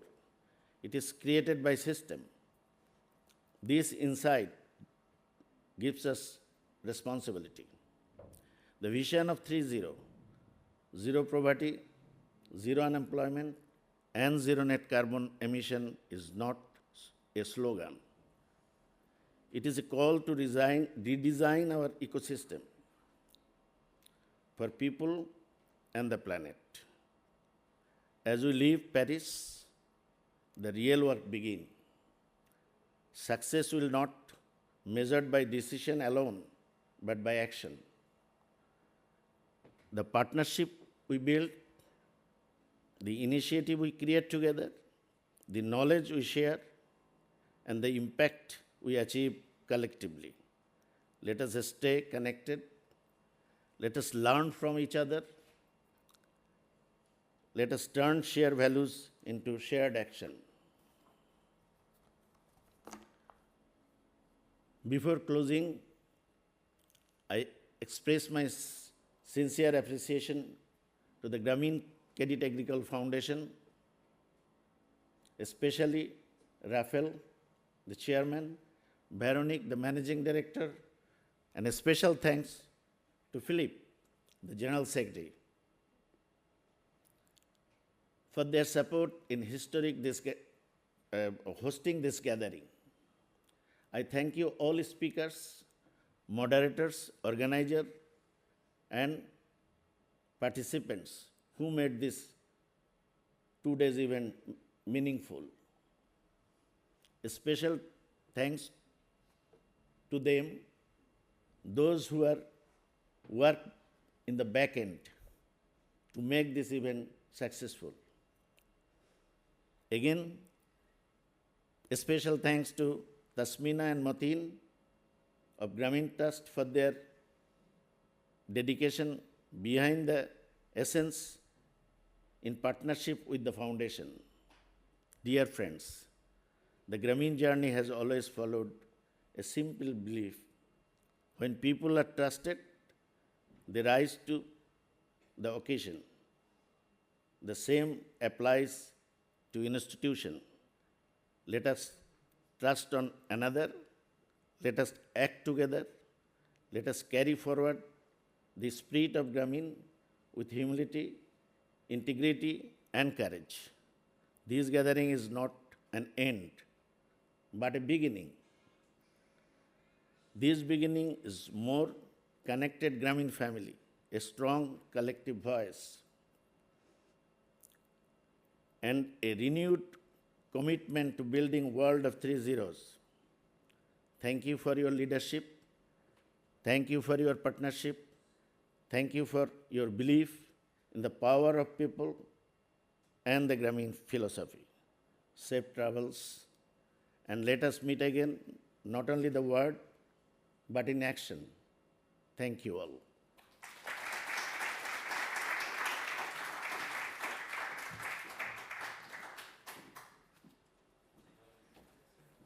Okay, so it's almost over. I'm so impressed, 12:28. You know, we're expecting to close at 12:13.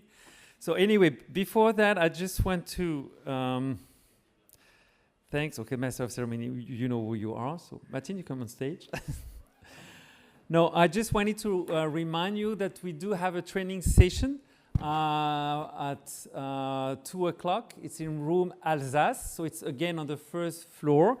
It's a training session that will be conducted by 2 of the colleagues of the Foundation Grameen Crédit Agricole, Pauline Blitt from as risk manager, and Ines Yassi, which is the risk analyst. And they're going to talk about this so interesting subject of AMLFT and anti-money laundering and fight against terrorism and so on. So I know that some of you registered, but there's still room. So if people that didn't register, but still will be interesting to be part of this training, please don't hesitate to join the training session. It's from 2 to 3:30, so it's an hour and 30 minutes, so it's not too long.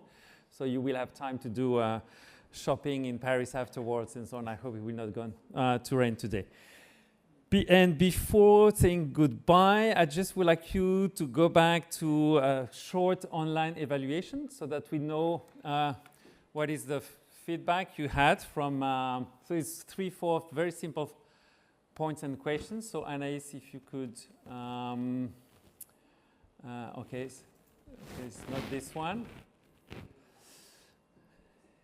Is the evaluation? Yes, okay. So the question is, what is your general appreciation of this gathering? 1 is very poor, 5 is very good. What is your general appreciation of the venue and the gathering? How was the quality of the speakers? How was the organization in terms of logistic? How do you leave the gathering? I'm full of energy. I've made lots of new contacts useful for my future development. I'm frustrated not having enough time to meet people and get good news connections. I really hope to come back to a new gathering. I'm living with new ideas for my organizations. I was disappointed by the various testimony. And then if you have any comments, feel free to say whatever. I remind you, it's completely anonymous, so you can say whatever you think or whatever you like about what has been achieved all together. And I think clearly it's important for us to have this. So we take 2 or 3 more minutes.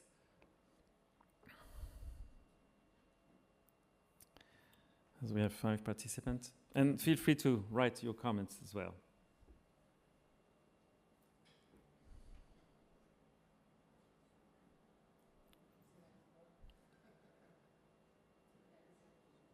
It's like after the flight you give your comments. Yes, exactly. How was your flight?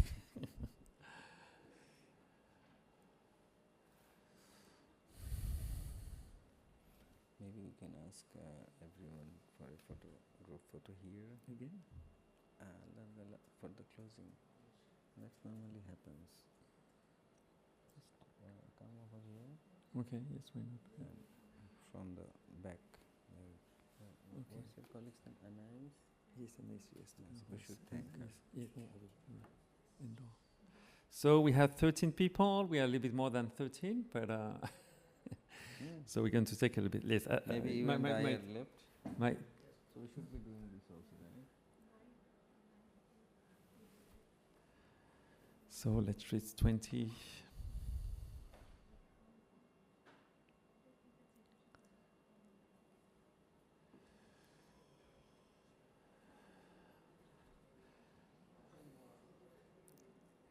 So let's go to 25. Yeah, 25. Okay, let's go to 30. We can. That way, maybe we could reach the billions. No, Vincent. No, billions of contribution to the.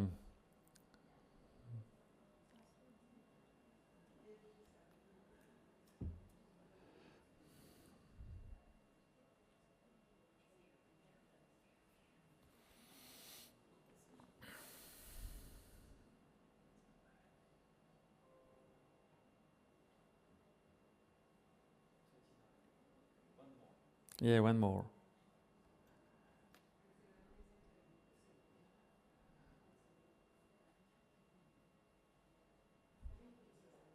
Okay, we get 30? Yes, pretty good. So you can still vote. Let's just have a look at, okay, we have pretty good appreciation, 4.3, 4.6. The quality of the speaker, 1.3. The organization, 4.71. Okay, how do you leave the gathering? And you still can vote, don't hesitate. So can we see it, please? You are full of energy, 15. You've made a new contact and useful, what? Not so many people, only one person is a little bit frustrated. You hope to come back for 21. You have living with new ideas. And only one person was disappointed with testimony. No further comment, no exciting session. In Grameen we trust, yeah. Thanks, special thanks to Philip. Who is Philip? No, I'm just kidding. Great way to connect. Okay. So, yes. So thanks a lot. I have a very personal word. I really want to thank Tasmina and Martin. Because without your support, I mean, we would not have been able to do it. And I think we have been a pretty great team. So it has been a big pleasure. But at the foundation, I was not alone. I was also with Anais on the back. Yes, on the back. And she did really a great job. And I really thank you. You are a great person to work with. And with her, we have Laurent as well, who is the guy for everything, arranging, and so on. It has been really a pleasure to work, and there was also people from the team. So it has been a real pleasure being with you. I mean, I give you the last word for our friends from Grameen Trust. So thanks again, and of course, let's remain for sure in touch with me. And yeah, I can't believe it that it's been a reality. So we did it, we make it happen, and we very much look forward to getting together somewhere very soon. Definitely in June, and after that we don't know, but we have to figure it out. So we'll meet again, we will be connected and keep this vibe up so that we don't get lost. It happened for the first time ever of its kind, so we would like to keep continuing with this. With the new people, with the new energy. And Anais, thanks again for making this happen. She worked really hard, because everything I was asking Philip that I need this, in just half an hour I get this ready. It's a big thing. So I was wondering who is working behind the scenes. So she has really done a very good job. So before we leave this room, I would like to request all of our friends to come on stage here for a group photo so that we keep it as a memory. And thanks to the photographer, Philip. who is there also. So Anaïs, Laurent, you can come down and dribble, and we can take a picture. And please put the screen of the conference theme, please.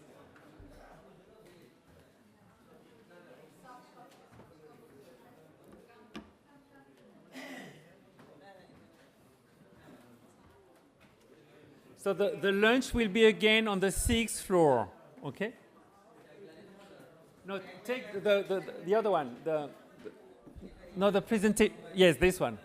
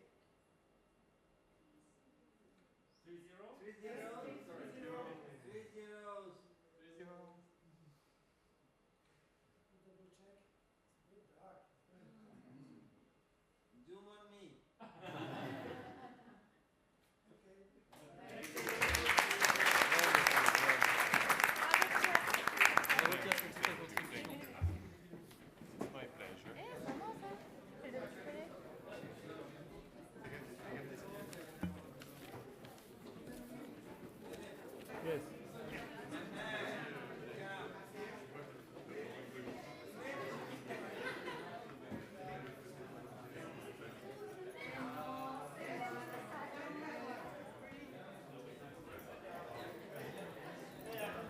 Philippe, Saki.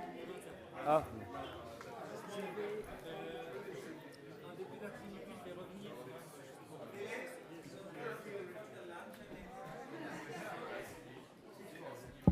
Yeah, I repeat, the lunch is on the 6th floor like yesterday. Okay? Thank you. Je verrai avec Alice parce qu'il faut comprendre que